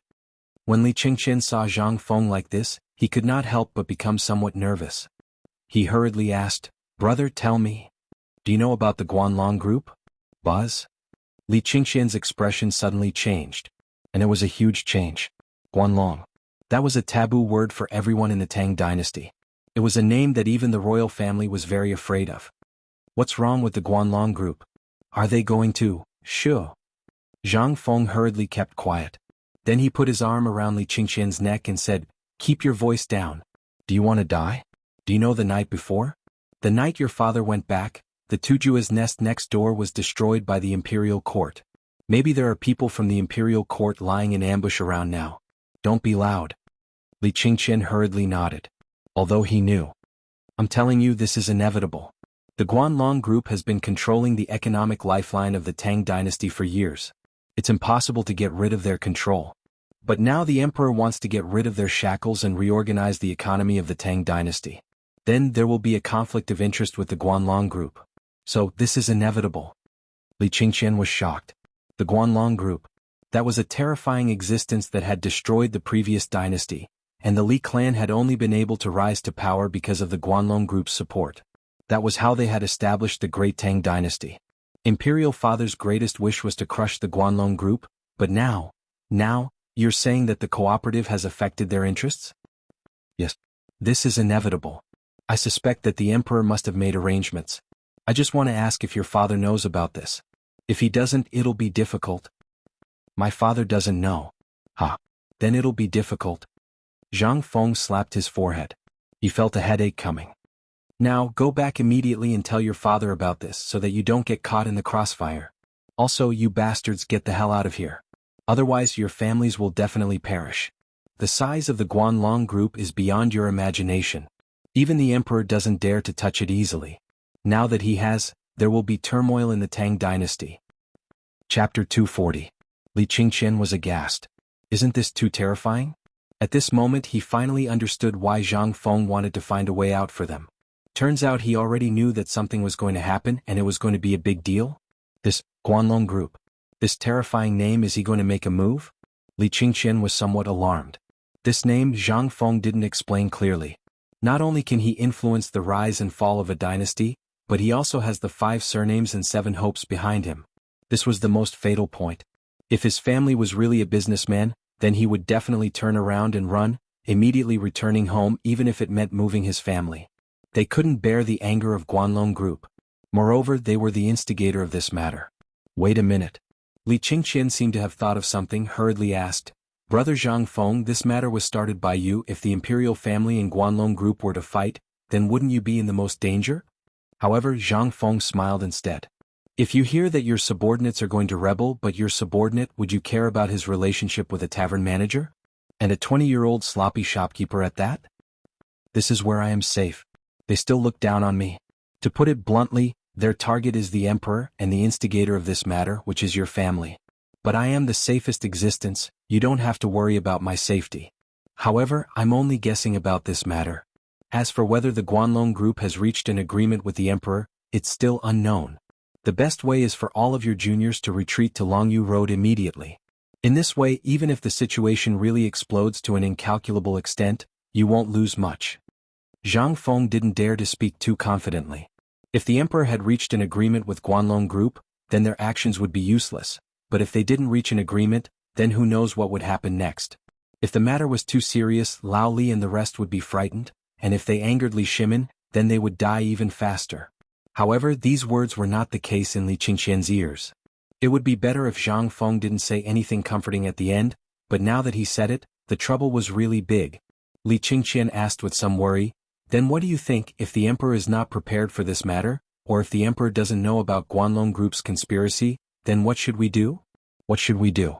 Zhang Feng really didn't know. But after thinking, he finally said, "Well, if the emperor is not prepared, if this matter happens, then we have to divert everyone's attention." "Oh. Hey. I say, why is everyone in your family so strange? Even the emperor isn't anxious? The emperor doesn't know how to be anxious, the eunuch is the eunuch. Zhang Feng rolled his eyes. Seeing that Li Qingqian was so anxious that he was sweating profusely, he scratched his head and said, "Right now, the best way is to create a war at the border." "How do you make it?" Li Qingqian was anxious. The Guanlong group's influence was very wide. If they didn't make any preparations now, then the consequences would be all over. Let me put it this way. If you were the emperor, then if you encountered this matter, would you divert the attention of this war? Li Qingqian didn't understand Zhang Feng's meaning and hurriedly asked, "Brother Zhang, do you mean to artificially create a war? Or are the Turks about to start a war?" Li Qingqian couldn't figure it out. He couldn't figure it out at all. He didn't know what this war meant, but since Zhang Feng could predict the conspiracy between the Turks and Tubo, then what would it be this time? "I heard from my father that you said before that whoever starts a war first will lose this game, right? And now Tubo and Tuyuhun of the Turks are vaguely showing signs of alliance. If we rashly start a war now, then this fuse will explode, won't it?" "It won't." Zhang Feng waved his hands dismissively. "As for this matter, I said that the emperor isn't anxious, but the eunuch is. Why don't you think about it? Since even you know about it, how can the officials in the royal court not think of it? Do you think that those officials in the royal court are incompetent? What I mean is that if I were that person, I would arrange a military deployment. The lifeline of the Guanlong group is concentrated in Longyu, Longxi, and other places. Even the Silk Road is an important economic region for them. Then, if we were to send a few important figures there in a high-profile manner, such as the Crown Prince, to patrol the world, he would think twice. And because of this matter, the attention of the Turks will also be drawn and their operations will be paused. Although it won't be to the extent of starting a war, the tense atmosphere will be the breakthrough to deal with the Guanlong group. If he dares to make a move, he should first consider whether the economic lifeline he has established there will be lost because of this." Zhang Feng smiled confidently. Pointing to the dazed group, he looked at Li Qingqian and said, "This is the so-called besieging way to save Zhao. This is also the reason why I have you all join the army. It won't be a real war and it will serve as a deterrent. You all will be able to advance smoothly through this matter. I believe that the officials in the royal court won't let go of this opportunity, right? How about it? Do you want to be promoted?" Chapter 241. Li Qingqian fell silent. This matter was too important. Putting everything else aside, if the crisis of the Guanlong group was really resolved according to Zhang Feng's words, it would indeed be effective. However, he still did not know the deeper meaning behind it. But what if this operation, for example, was to let people know that the Crown Prince had personally come to the drill ground at the Longyu border? What kind of effect would that have? Presumably, the Turks would be the first to not let him off? Then let's talk about a double-edged sword. Once the Turks could not help but assassinate him, then an all-out war would be triggered. Although it was good to attack Wei to rescue Zhao, the prerequisite was that Guanlong and the Turks would have some misgivings. And what would their misgivings be? Li Qingqian could not figure it out. At this moment, one after another, Qing Chumo and the others woke up from the poem and the mood that Zhang Feng had described. Seeing that Li Qingqian had also sunk into deep thought, they could not help but be shocked. Could it be that Zhang Feng was really a god? 2 poems were enough to make everyone look like this? Originally, he had thought that only the fist and Du Dabing's mouth were the most powerful knives. But now, Cheng Chumo suddenly felt that Zhang Feng's mouth was the real sharp weapon. If this was placed on a battlefield with thousands of soldiers and horses, then wouldn't it mean that as long as he sat there and shouted 2 poems, the enemy would disarm? Damn it! At this moment, Zhang Feng finally heaved a sigh of relief. He was a person who threw a brick to attract jade. He wanted these people to find their own path and not blindly follow the crowd. What only the imperial court was suitable to serve the country. That was all bullshit and all talk. If everyone in the world was like that, then who the hell would be guarding the border? And now, after drinking with Lao Li and the others 2 nights ago, and after hearing that the Turk spy had been caught, until today, there were no other rumors or any movement from the Turks. Zhang Feng could not help but feel that something was wrong. What exactly was wrong? Zhang Feng didn't know. However, he could faintly sense that there was a pair of enormous hands that surpassed the Tubo Turks. Perhaps the controller was overlooking everything in Chang, and this feeling made Zhang Feng very unhappy. Therefore, when Yu Du Go and the others were chatting, Zhang Feng could faintly guess that it was the Guanlong group. At this time, the 5 surnames and 7 hopes would not make a move. However, this Guanlong group was an alliance established in the Guanlong region by the 5 surnames and 7 hopes to handle the economy. That was why it was commonly known as the Guanlong Group. The Guanlong Group was bound to be paying attention to every move in Chang'an. Although Li Shimin had spread the matter of the cooperative to various states, the source was still in Chang and in Li Shimin. This was the most important thing. He didn't know what Li Shimin was thinking, but he, Zhang Feng, had to think of everything that he could think of before Li Shimin. He had to screen out the most correct way to deal with it. And finally, from the moment when he instigated Chen Tinyu and the others to enlist in the army, Zhang Feng finally thought of the best solution. That was the garrison troops that Qing Yaojin and Li Jing had deployed in Yuzhou and Longyu Road.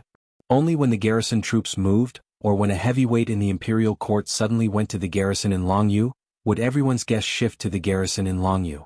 Thus Chang and would have a chance to breathe. Otherwise, not to mention Li Shimin, as long as the Guanlong Group made a move, then in minutes, everyone in Chang and city would be finished. Right now, all the arrangements had become a wedding dress for the Guanlong Group. In the end, when Zhang Feng was immersed in organizing all of this, Li Qingqian and the others quietly left. They had to leave. This matter was too big. On the one hand, Zhang Feng had succeeded in activating the enthusiasm of Du Go and the others to join the army. On the other hand, they also learned from Li Qingqian that they didn't want to hear the two words Guanlong.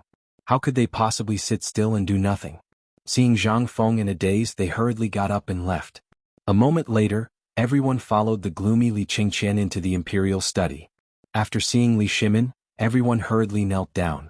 Son greets father. Son greets the emperor. Rise? Li Shimin put down the booklet in his hand, rubbed his forehead and asked, "How was it? What did you get from the tavern?" "Father, son wants to go to the military camp with Anywhere Mo and Zhang Sun to gain experience," Li Qingqian said. Hearing this, Li Shimin was stunned. "Why do you suddenly want to go to the military camp to gain experience? Tell me, did brother Zhang Feng give you some bewitching potion?" Li Shimin's interest was piqued. He simply stopped thinking about the matter at hand and looked at them curiously. In his memory, these people, except for Du Go, were all well-known bullies in Chang and city. If not for the fact that they didn't do anything bad, Li Shimin would have already questioned them. But this group of rascals actually wanted to go to the military camp? Li Shimin couldn't help but be interested. "Father, yesterday when we left the palace, we wanted to experience Zhang Feng's spirit, but we were convinced by his two poems." "What kind of poems are they? They actually made you want to go to the military camp?" Hearing this, Li Qingqian tilted his head and nudged Du Go with his elbow. Du Go then reacted and imitated Zhang Feng's tone, saying, "Drunk, looking at swords under the light, dreaming of blowing the horn in the camp. 800 miles of troops under the scorching heat, 50 miles of sound beyond the Great Wall, soldiers on the battlefield in autumn. The bright moon of the Qin and Han dynasties, the long march of thousands of miles did not return, but the flying generals of Long Qing did not teach the horses to cross the Yin Mountains." Chapter 242. At the moment Du Go opened his mouth, Li Shimin was shocked. Xiao Gizi hurriedly threw a brand new piece of paper in front of Li Shimin. Li Shimin followed Du Go's intonation and began to write. "But Long Qingfei is here, I won't teach you Ma to cross Yin Mountain." Good poem. Good poem. Li Shimin looked at the poem in his hand. Every stroke, coupled with Du Go's somewhat tender voice, had a different flavor. Li Shimin felt as if he was seeing the battle at Helan Mountain. "This is the poem that brother Zhang Feng gave you?" Li Shimin seemed to understand Zhang Feng's meaning. Seeing everyone nod, he waved his hand and said, "Pass down the order. Let Wei Zheng do Ruhui, and Qing Yaojin enter the palace quickly." "Yes." Xiao Gizi hurriedly left. Li Shimin waved his hand and dismissed everyone. Then he said, "Qingqian, did brother Zhang Feng say anything else? Or did he say that the Turks are about to make a move?" He did not believe that Zhang Feng would say something like this for no reason. Since he had persuaded everyone to join the army and made such a poem, something big must have happened. What could it be? Li Shimin frowned and fell into deep thought. Now Chang and city was thriving. Large quantities of trade goods poured into Chang, and from all over the world like floodwaters. What was this? This made Li Shimin see a glimmer of prosperity. At this moment, Li Qingqian waited for the palace maids, eunuchs and guards outside the door to leave. Then he immediately had Zhang Sun, Wei Shuyu and Cheng Chumo guard the door.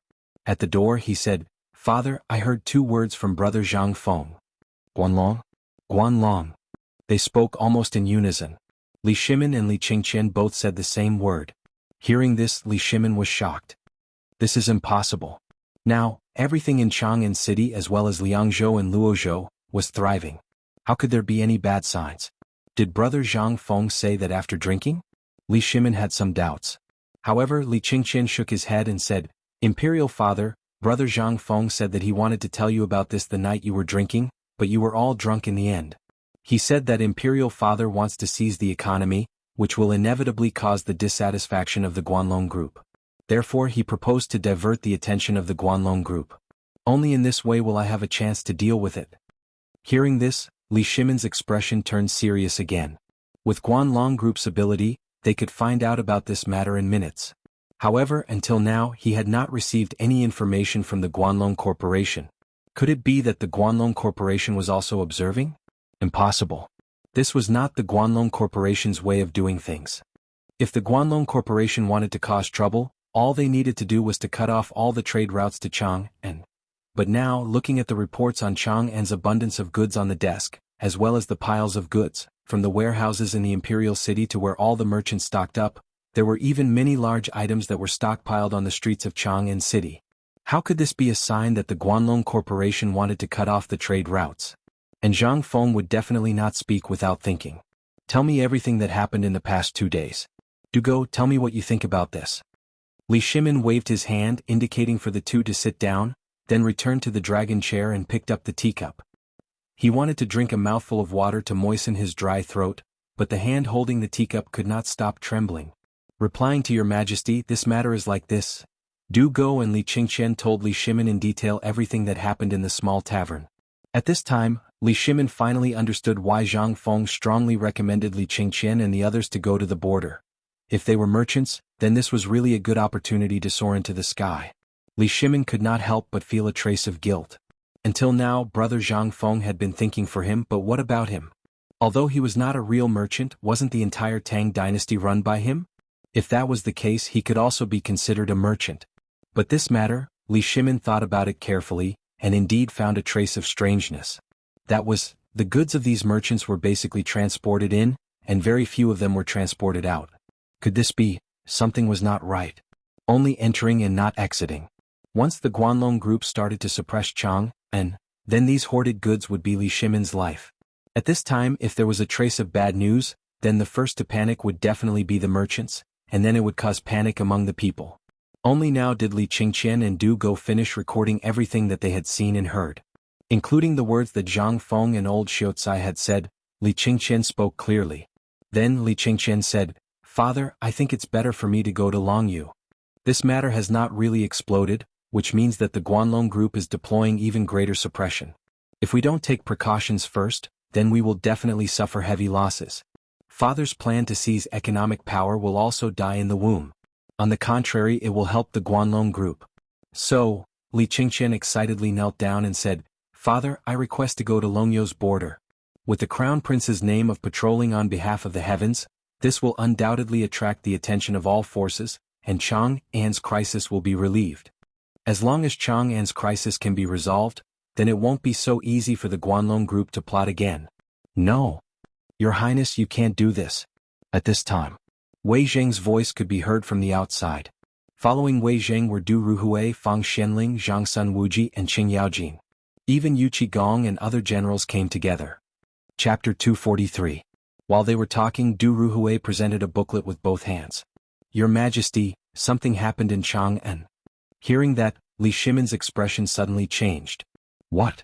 He hurriedly took the booklet from Du Ruhui's hand and waved his hand. Du Go was also driven out. Du Ruhui didn't care at all. Your Majesty, when we came here just now, we felt that Chang'an was very strange these 2 days. As for what was strange, I couldn't tell. In the past 3 days, the silver in all the prefectures of the Tang dynasty was basically used up. Almost all the merchants only borrowed and didn't save. The money they saved was not as much as the money they lent. And all the goods in all the prefectures were piled up like mountains. It was too strange. So when we thought about it, we faintly felt that something was wrong. Just now at the door, I happened to hear the conversation between the Crown Prince and Du Go. So I thought, could it be that the suppression of the Guanlong group has begun? Li Shimin's expression could not help but abruptly change. Finally, he understood what was wrong in Chang'an City. It seemed to be thriving, but the goods from Jinla and other countries were basically in the city. few people transported the goods out. This was absolutely impossible. Which merchant, after getting the goods, didn't sell them all over the world? But now when he thought of Guanlong, Li Shimin's forehead couldn't help but be covered with a fine layer of cold sweat. At this time, Yu Qigong cupped his fists and the armor all over his body clanked. Your Majesty, I'm going back to Chang, and to report the military situation. But on the way I also found something wrong. Even the shadow of the Guanlong group, which I rarely saw before, appeared among these people. I think, is the seemingly prosperous business in Chang and city an illusion created by the Guanlong group? Then why do you think he did this? Li Shimin waved his hand and asked. Yu Qigong thought for a while and said with a dignified face, I'm not good at the business skills, but I know military books. There is a saying in military books that if you want to break the morale of the army, you must first destroy its foundation. In other words, rations and fodder. But now, this old official combined with the abnormal situation in Chang, and this old official feels that this could be deliberately created by the Guanlong group in order to make the emperor consume a huge amount of financial resources in a short period of time, and then carry out. As he spoke, Yu Qigong made a clenching motion with his hand. This scene caused Li Shimin's eyelids to twitch violently. At this moment, Du Ruhui added, even at this moment, the crown prince is patrolling the area in the name of the emperor. Even though he can suppress the Tufan and the Turks and even intimidate them, this doesn't affect the Guanlong group in the slightest. Perhaps, Guanlong might even think that this is a signal for the emperor to declare war. Therefore, I think that it's not the right time yet. We can't act rashly. If the Guanlong group really wants to suppress us, we have to wait until there is some progress in this matter. Now we must not act rashly. If we act, it means that we have taken the initiative to launch a counterattack. This will only make the Guanlong group crazily suppress us. They might even join forces with the Tubo and the other countries. Li Shimin was a little shocked. Prime Minister Wei, what do you think about this matter? The current situation was too strange. Even if he thought of it, he couldn't move. This kind of discomfort was like punching cotton. This made Li Shimin feel a little depressed. Resist, no. Not resist, no. What could he do now? Now that he did not even know what the other party was doing, what could he do? All right. Zhang Sun Wuji, immediately send out all the people from the Ministry of Justice. They must investigate the situation in Chang, and by tomorrow morning. I want to see if the recent abnormalities in Chang and are really caused by the Guanlong group's suppression. Yu Qigong, immediately have your personal guards return to the barracks with my rewards. On the way back, make sure to check them carefully. This official obeys. The two of them hurriedly left. Li Qingqian was still standing there. Father, I think that the right way to solve this crisis is to go to the Longxi military camp immediately. Moreover, Brother Zhang Feng also said that only that place is the key to resolving this crisis. No. Li Shimin waved his sleeve. Qing Yaojing. Yes, Your Majesty. I remember that the various regions have been recruiting more than a month ago, right? Qing Yaojin bowed and said, Your Majesty, there are only about 30,000 new recruits in the vicinity of Chang and city this year. They are currently undergoing urgent training in the military camp outside Chang and city. Immediately take these tens of thousands of people to Longxi with my orders and create a war for me. When Qing Yaojin heard this, how could he not know what the emperor meant? His eyes flashed and he excitedly clasped his fist. That's great. I haven't fought for a long time. Li Shimin's face darkened. Use your brains before you go to war. Think about how to get the locust eggs out of Longyu. Qing Yaojin slapped his head and said excitedly, I know. After that, everyone left. Only Li Qingqian was still standing there, stiffening his neck. Li Shimin frowned and scolded, Don't go for now. Learn more from Zhang Feng during this period of time. Don't get so worked up over such a small matter. What's wrong with you? Li Qingqian pursed his lips and suppressed the urge to go to the military camp. Yes, I'm stupid. Chapter 244. Qing Chumo was very excited. He couldn't remember the poem, but on the way back he used 10 jars of wine and asked Du Go to write it for him. At this time it was placed on Qing Yaojin's desk. Looking at the two words on the table, Qing Chumo was so excited that his body was still trembling. His excitement caused the entire Qing residence to sink into a tense atmosphere. Now that Qing Yaojin was hurriedly called into the palace by the emperor, they didn't know what would happen. But now Qing Chumo had come up with such a plan. At this time, even the concubine who came to serve him was scared by his eyes and quickly went to find Shueisha. When Shueisha saw Qing Chumo's appearance, she was shocked. My son, are you suffering from hysteria? When Cheng Chimo heard this, he quickly went forward and supported his mother. Mother, I have decided to go to the army camp like father. Nonsense. Chuisher was shocked. She quickly covered Cheng Chimo's mouth. This matter can't be said outside, don't mention it again. Mother. Now, even the crown prince is begging the emperor to go to the battlefield. How can I lose the prestige of our Cheng family? I have also decided that you must go to the army camp. No. Before your father hears this, you should just give up on this idea. Otherwise, with your father's temper, you will have to lie in bed for half a year. Chuisher rejected Cheng Chimo. His family was a duke, so many people were watching them. This was the case for a family of generals. A family can't have two generals. They all knew about Cheng Yaojin's talent. Since young, he was very interested in military books and all kinds of military affairs. If Cheng Yaojin wasn't a general or a duke, then he could fight for his future. But if he dared to go to the army camp now, it would bring disaster to the Cheng family.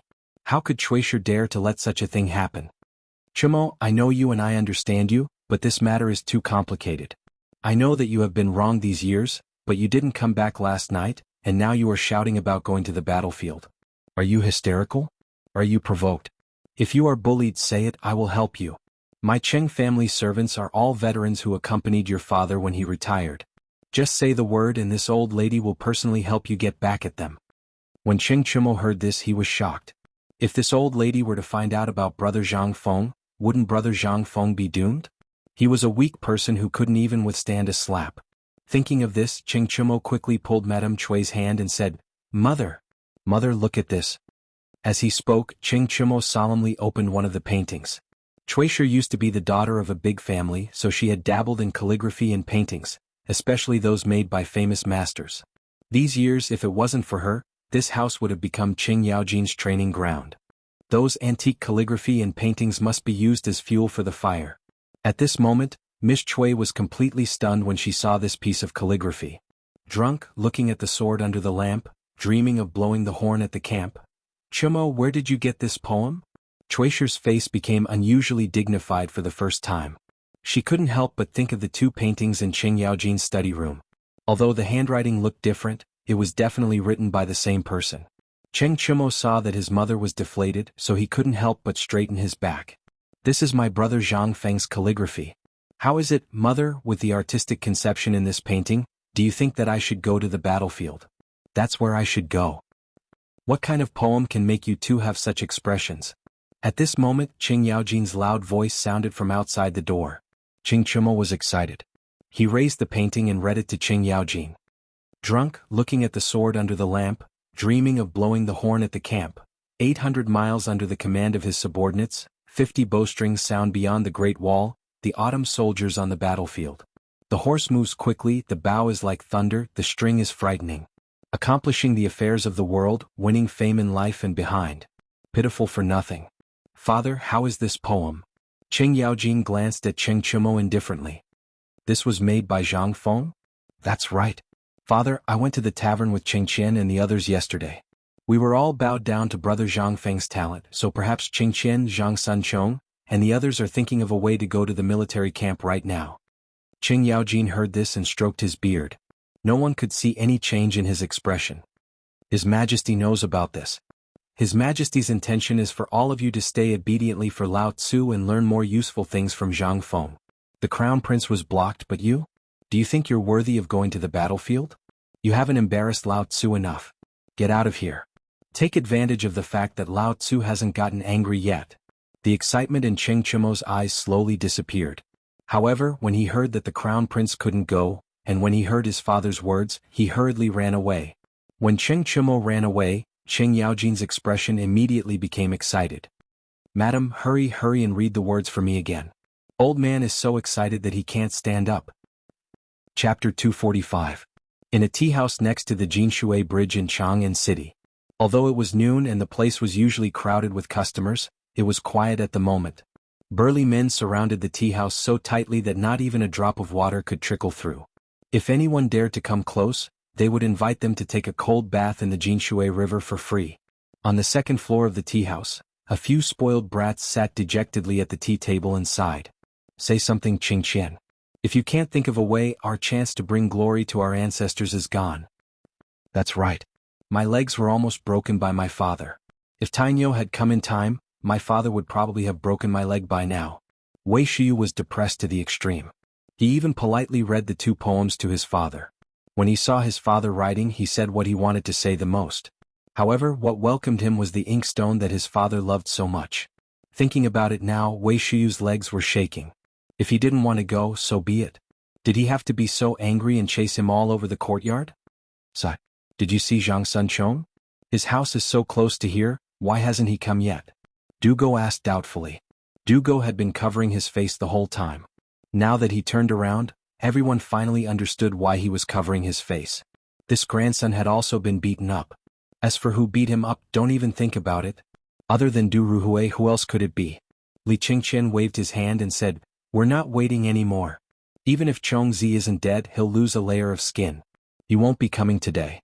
Let me tell my father's intentions first." When everyone heard that, they hurriedly held their breaths. "I've already told my father about our situation. My father's intention is that we are not allowed to go to the battlefield. I think this matter has something to do with Guanlong.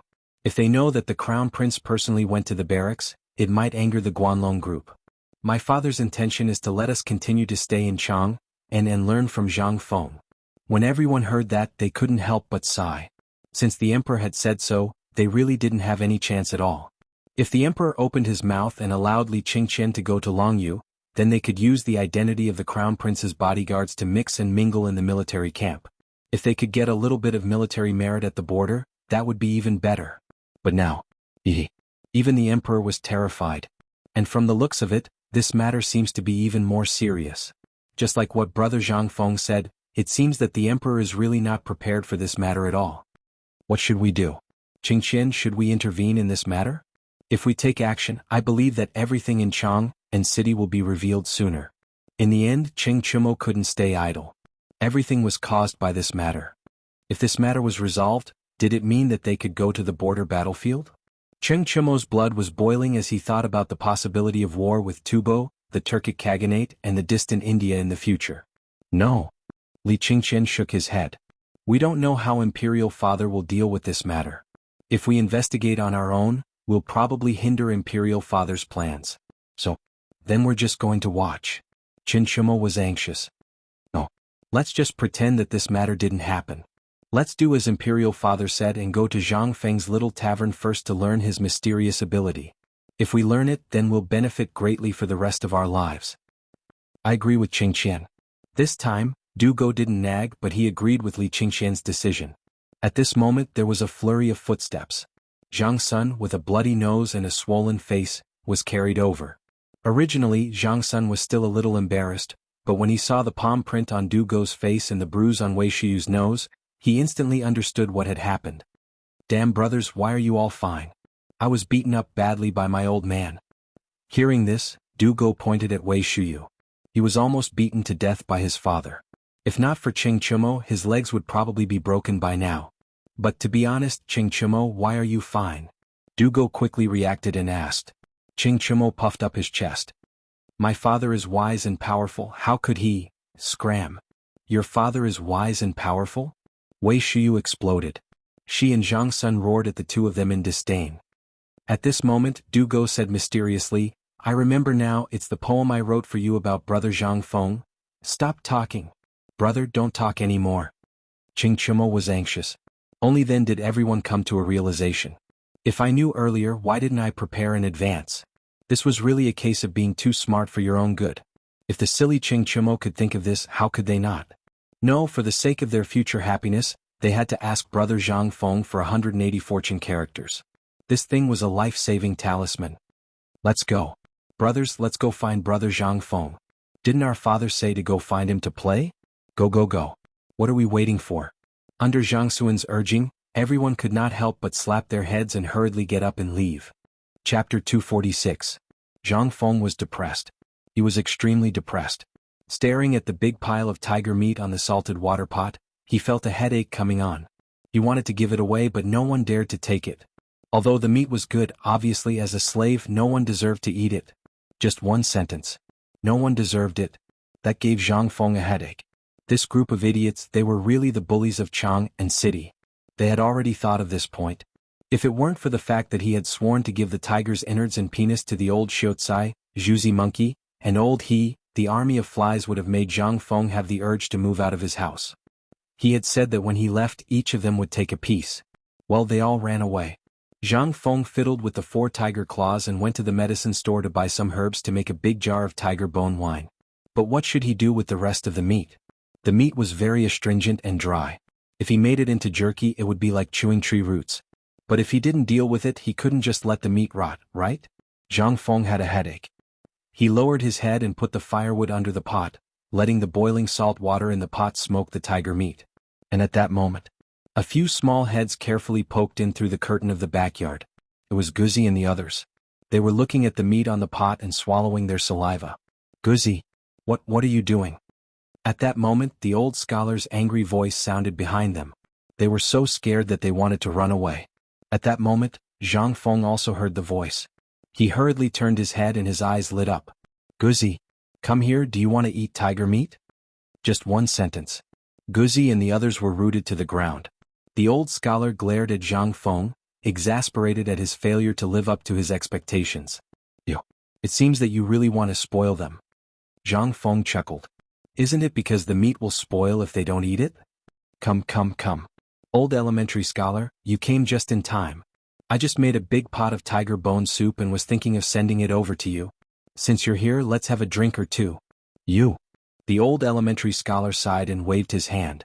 He fished out a bag of snacks from within his robes. He had originally intended to give it to Zhang Feng as thanks for his tiger penis, but now he had given it to these children. Seeing the children timidly snatch the packets of snacks from the old scholar's hands and play around in the small courtyard, the old scholar's eyes couldn't help but reveal a trace of kindness as he looked at the children. He had no children. He didn't even have any relatives. He had lived his entire life in fear, not daring to do anything. The only reason he dared to walk out of the house he had left and onto the streets was because of his courage. On one hand, it was because he was poor and needed to eat. More importantly, he wanted to see this group of children. These children represented vitality. He always felt that a person's house was no different from a grave. Old Xiaocai, what's wrong? Did he miss her? Sometimes I think that since you're so talented and knowledgeable, why don't you teach these children how to read? If that's the case, don't say it again. Before Zhang Feng could finish, the old scholar had already interrupted him. Are you trying to send this old man and this group of children to their deaths? If I really did that, the Imperial College would be the first to come after me. Do you think that knowledge is something that anyone can do? Can anyone teach others? Zhang Feng pursed his lips. Then tell me, among these people, some of them can read a little. Didn't they become apprentices in the neighborhood? Don't tell me you want your stomach full of knowledge to be buried just like that? The old scholar shook his head bitterly. Fengzi, pour me a bowl of wine. Zhang Feng knew the old scholar's current situation. He got up and scooped out a big bowl of bone soup from the pot. He ordered the lackey and the others to wash their hands and then filled the bowl himself. Then he cut a big piece of cooked tiger meat from the steaming pot, seasoned it and put it on the small table. After that, he took a jar of 35% low-alcohol wine and poured a bowl for old Xiaocai. The meat was very fresh and salty. The old scholar ate a piece, curled his lips and drank the wine. Fengzi, you know my identity. Do you think that with my identity, the emperor and the laws of the Tang Dynasty will allow me to teach and take in disciples? What's the difference between this and rebellion? Well, Zhang Feng fell silent. He had been thinking about finding an opportunity to tell old Xiaocai to open a private school. On the one hand, it could let the lackey and the children of the slaves gain more knowledge. On the other hand, it could also let old Xiaocai not be so lonely. It was a kind of suffering where one had a lot of skills but no place to show them. He understood. To put it bluntly, he and the old scholar were the same kind of people. However, he still forgot the laws of this era. Zhang Feng sighed deeply. Just you wait, old scholar.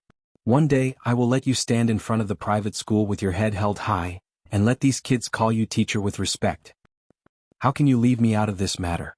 Yes, brother Zhang Feng. And us. How about we teach these children too?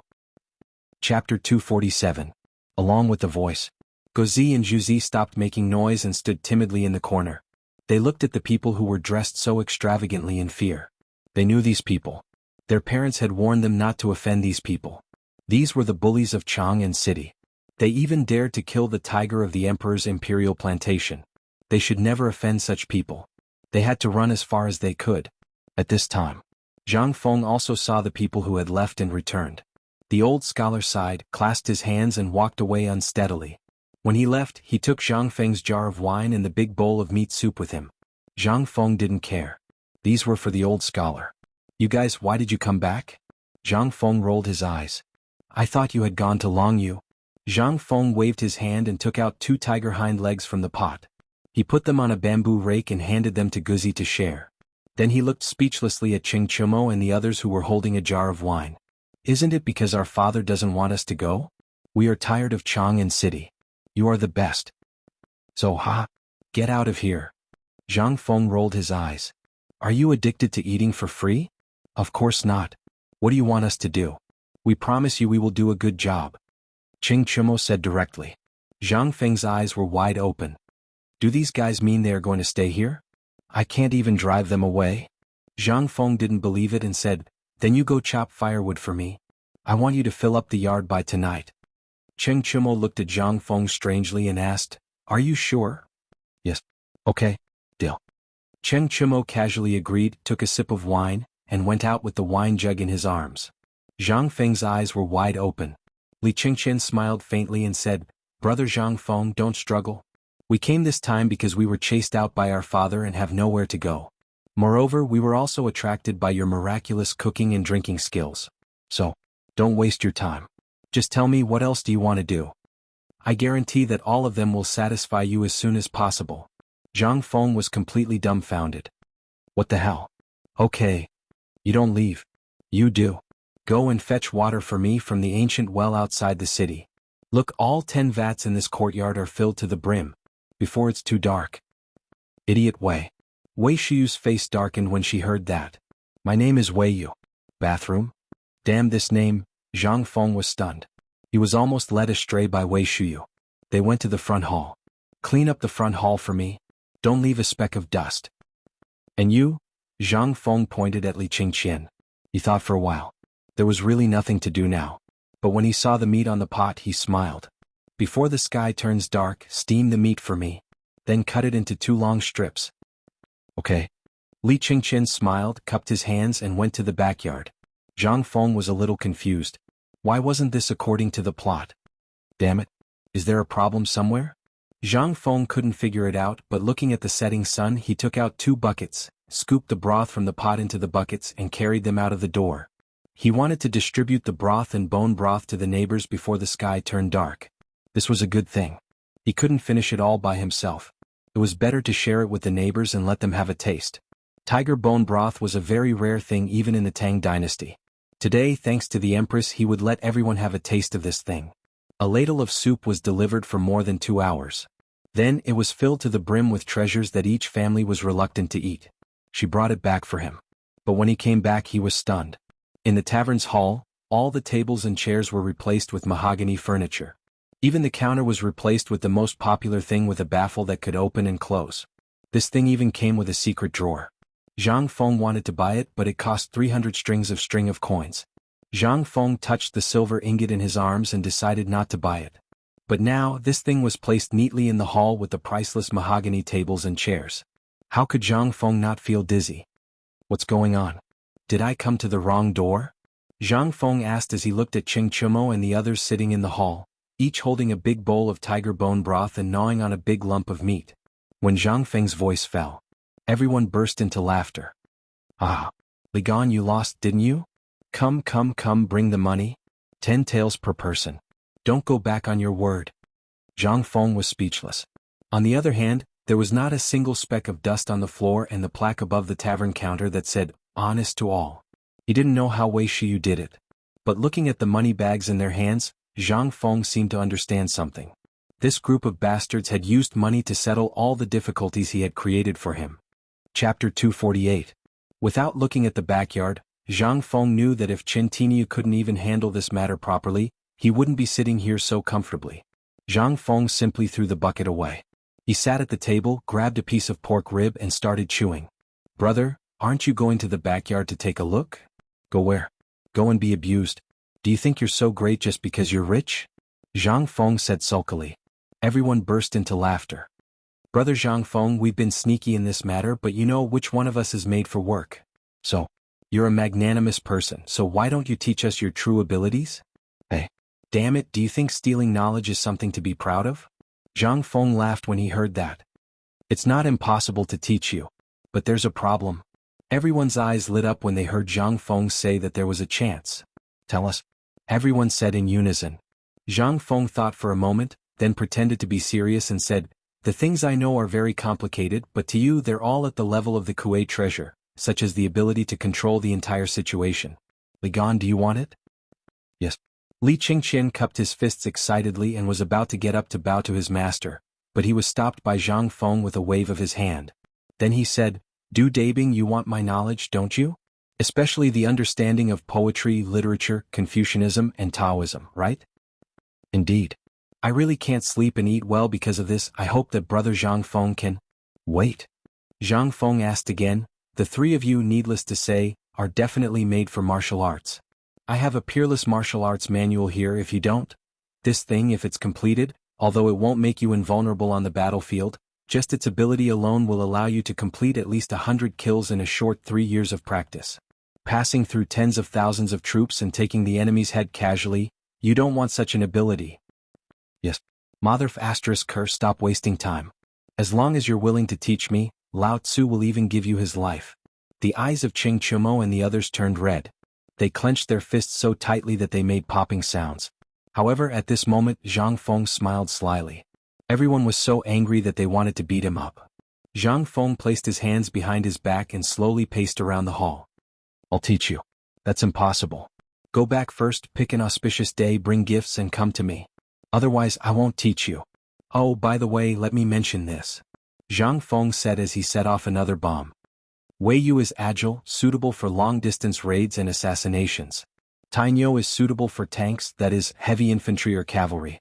As for Buggy, I have calculated that you are suitable for light cavalry, the kind that can travel thousands of miles alone. What do you think? Yes. F***ck, Brother Zhang Feng, you're a god. You can even calculate that? Come. Brother Zhang Feng, take a look at me. What path is suitable for me? Du Go was so anxious that his eyes turned red. They had never told Zhang Feng about these things, and Qing Chumo was a reckless man. Thinking about it carefully, this heavy armor was indeed suitable for him to charge around recklessly. Zhang Sunchong was also the same. Riding alone for thousands of miles, his idol was Zhao Zilong and he was walking on his own path. As for Wei Shuyu, everyone really didn't know what path he was suitable for. But now that they heard it, it seemed to be the case. Du Go and Li Qingqian couldn't sit still anymore. Zhang Feng pretended to be sleepy and rubbed his shoulders as if his whole body was uncomfortable. The stubborn people were so anxious that they hurriedly invited him to sit on a stool. Then they massaged his arms and legs. After a while, Zhang Feng said, Big Pie, if you want to do business, then start with mathematics. I have a field that you have never touched before. If you can learn this, even if you have to manage all the merchants in the world, you will be able to do it with ease. In fact, don't we have a cooperative now? As long as you learn quickly, when the emperor is happy, it won't be a problem to make you the Minister of Works. Minister of Works? Minister of Works before the age of 30? Was it possible? Others might think it was impossible, but for Zhang Feng, based on the ability he had shown before, everyone believed that he could definitely train Du Go. And now it was Li Qingqian's turn. Li Qingqian couldn't help but worry. He didn't know how Zhang Feng would arrange for him, but he was also looking forward to it. To others, he might only talk about one aspect, but what about him? Zhang Feng said that he was suitable for governing. Could it be that he really wants to teach me the secret of controlling the entire situation? Li Qingqian's heart couldn't help but beat wildly. Finally, he understood why his father had sent him to learn more from Zhang Feng. This, just like the plan for Tubo and other countries. Who would have thought of this plan? Who would dare to think this way? And the cooperative now. Who would dare to do this? At this moment, Du Go, Wei Shuyu and the rest couldn't help but stand up. Their eyes were fixed on Zhang Feng, who was really narrowing his eyes. They wanted to see what he would teach Li Qingqian. But after waiting for a while, Zhang Feng said, As for you, the path I am going to teach you is very difficult. Do you want to learn it? Learn. Chapter 249. How could Li Qingqian not learn it? Everyone wanted to learn that ability, right? Moreover, it was rumored to be Mr. Kongming's teacher. Although he knew that Zhang Feng was bragging, it would be crucial for the future of the Tang dynasty if he could learn how to strategize for the neighboring countries. It would even be impossible to expand the territory of the Tang dynasty by more than half. How could Li Qingqian not want to learn it? At that moment, Du Go, Zhang Sun and the others were also shocked. They wanted that kind of ability as well. However, they also knew that they were not worthy of it. They were not worthy of learning it. However, although they were not worthy of learning it, they could at least listen to it, right? Cheng Chumo rubbed his hands and said with a smile, "Brother Zhang Feng, can you tell us first, what exactly did you teach Li Gan? Let us brothers broaden our horizons." "That's right, Brother Zhang Feng. Why don't you tell us about it? Although we can't learn it, we can at least learn a little." Brother Zhang Feng. Li Qingqian also stood up excitedly and prepared to bow to him. Zhang Feng waved his hand. What are you doing? I haven't accepted you as my disciple yet. Put away your tricks. It's not easy to learn my ability. You have to think carefully. Zhang Feng narrowed his eyes and enjoyed the treatment. He was indeed bragging, but he really had the ability to train these people to be a level better than the current people. That was a must. After all, he had experienced military training in university for a few years. Coupled with his own combination of some things from the Tang dynasty, he would tire this group of fools to death. They had nowhere to expend their energy, right? Then I'll do it for you. As for dating, that was easy. The elementary school physics and arithmetic problems were enough for him to study for a lifetime. As for Li Gan, that was a little more difficult. But who was he? He was Zhang Feng. How could that be difficult for him? All right. Since you're so eager, I'll tell you something first. Do you know about the 9 transformations 8 trigrams? Li Qingqian frowned and thought for a moment. Yes, I know. I've heard that the crown prince is following Yuan Tiangang, the number 1 genius of the Tang dynasty. He's a master of martial arts. There was really such a person as Yuan Tiangang. Zhang Feng thought for a moment and said, "That's right. Yuan Tiangang is indeed quite capable. However, he knows at least the Book of Changes. As for the mysterious Book of Changes, go and ask him if he knows anything about it." Strange scriptures? Li Qingqian was shocked. For so many years he had been learning from Yuan Tiangang, but he had never heard of any extraordinary scriptures. Could it be that everything Zhang Feng said was because of the mystic scripture? This ancient book was rumored to be a priceless treasure. Whoever could obtain it would obtain the world. In the past, the first emperor was able to unify the 6 nations and accomplish an unprecedented feat because he had obtained the mysterious scripture. He even called himself the emperor. Although this secret wasn't in the history books, there were many records of it in the royal family's secrets. At this moment, Zhang Feng actually said that it was an extraordinary book. Could it be, he had really mastered the extraordinary book? Li Qingqian was shocked. Du Go was shocked. Cheng Chumo scratched his head with a puzzled expression. He exchanged glances with Zhang Sun and Wei Shuyu. Their eyes were full of confusion. Excuse me. What is this extraordinary scripture? Cheng Chumo finally looked at Zhang Feng and asked. Zhang Feng smiled mysteriously. Only ghosts would know what an extraordinary scripture was. He was just bragging according to the novels he had read in his previous life. As for the existence of an extraordinary scripture, he disdained it. If such a thing really existed in the world, would Wuxia have been reduced to such a state thousands of years later? Zhang Feng yawned and waved his hand. All right, it's getting late. Go and think about it carefully. If you've made up your mind, choose an auspicious day and come back with your gifts. Seeing Zhang Feng chasing them away, they weren't angry. Even Li Qingqian bowed even more respectfully than before. He bowed with sincerity and said, "Then we won't disturb Brother Zhang Feng anymore. We'll come again another day. However, I have a presumptuous request. Brother Zhang Feng, it's better to keep this extraordinary scripture a secret. If it gets out, even the current emperor can't protect you." What did he mean? Zhang Feng was confused. Hey, don't go. Tell me clearly before you go. Is there really such a thing? Zhang Feng sat up, but Li Qingqian and the others had already disappeared into the night. It's over. F***ck. Zhang Feng wished he could give himself a few tight slaps on the face. This stupid mouth. F***ck.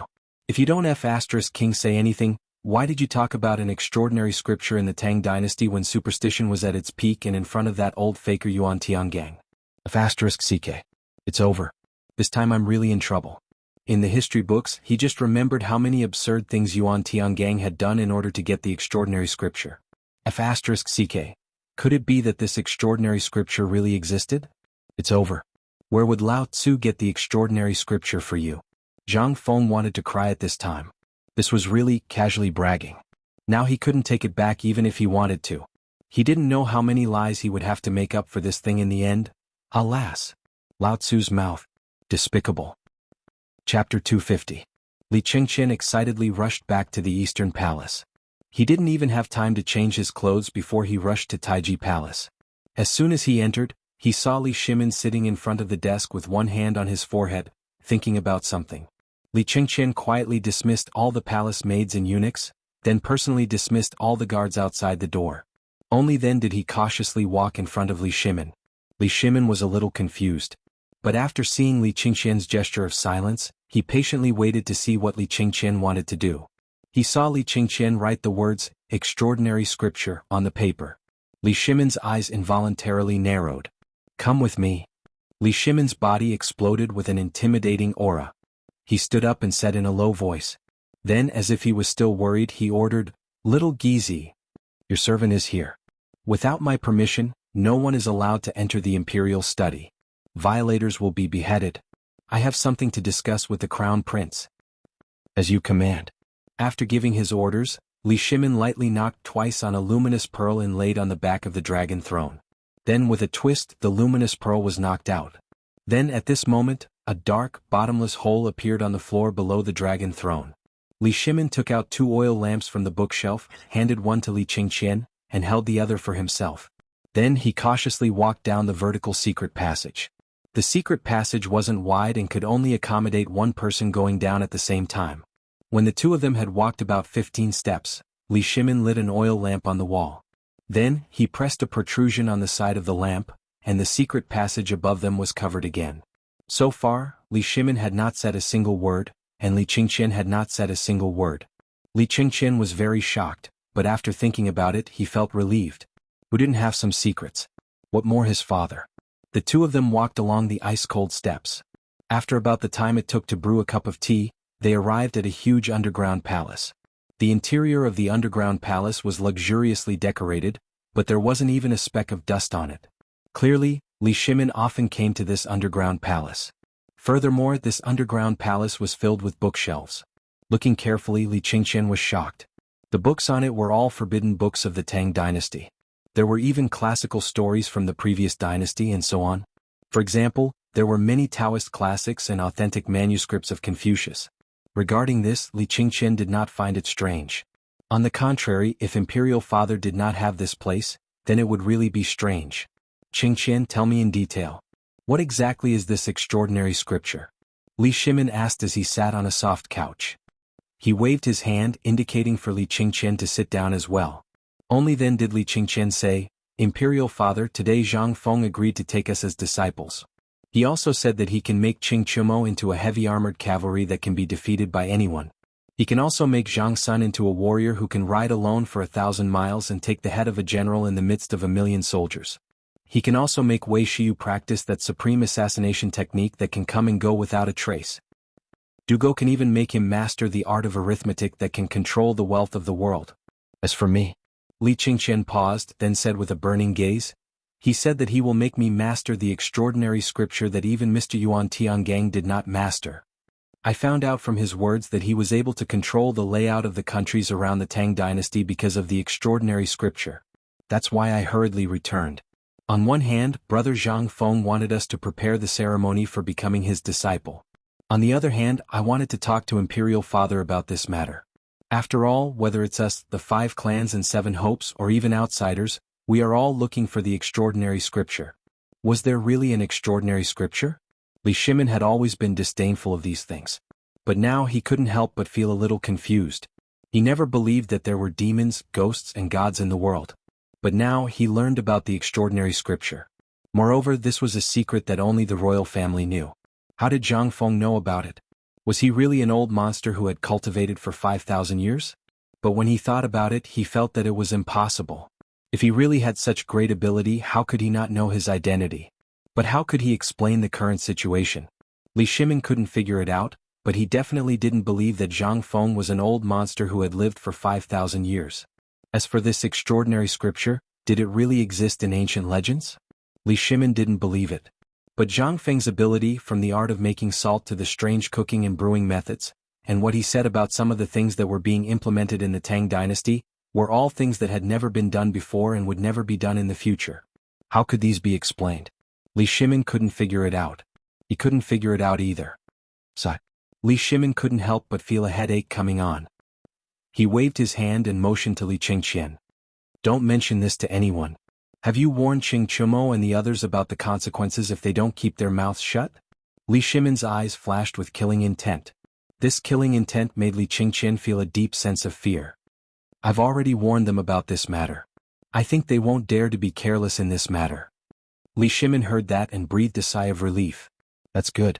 We also don't want to commit more killings, but if this matter were to spread, the great Tang would definitely face a calamity of destruction. Remember, it's better to kill 1,000 by mistake than to let this matter spread. Li Qingqian hurriedly got up. I understand. You may leave. Remember, learn well from Brother Zhang Feng. Every night, I want you to learn everything you hear, think and learn that day. Yes, Your Majesty.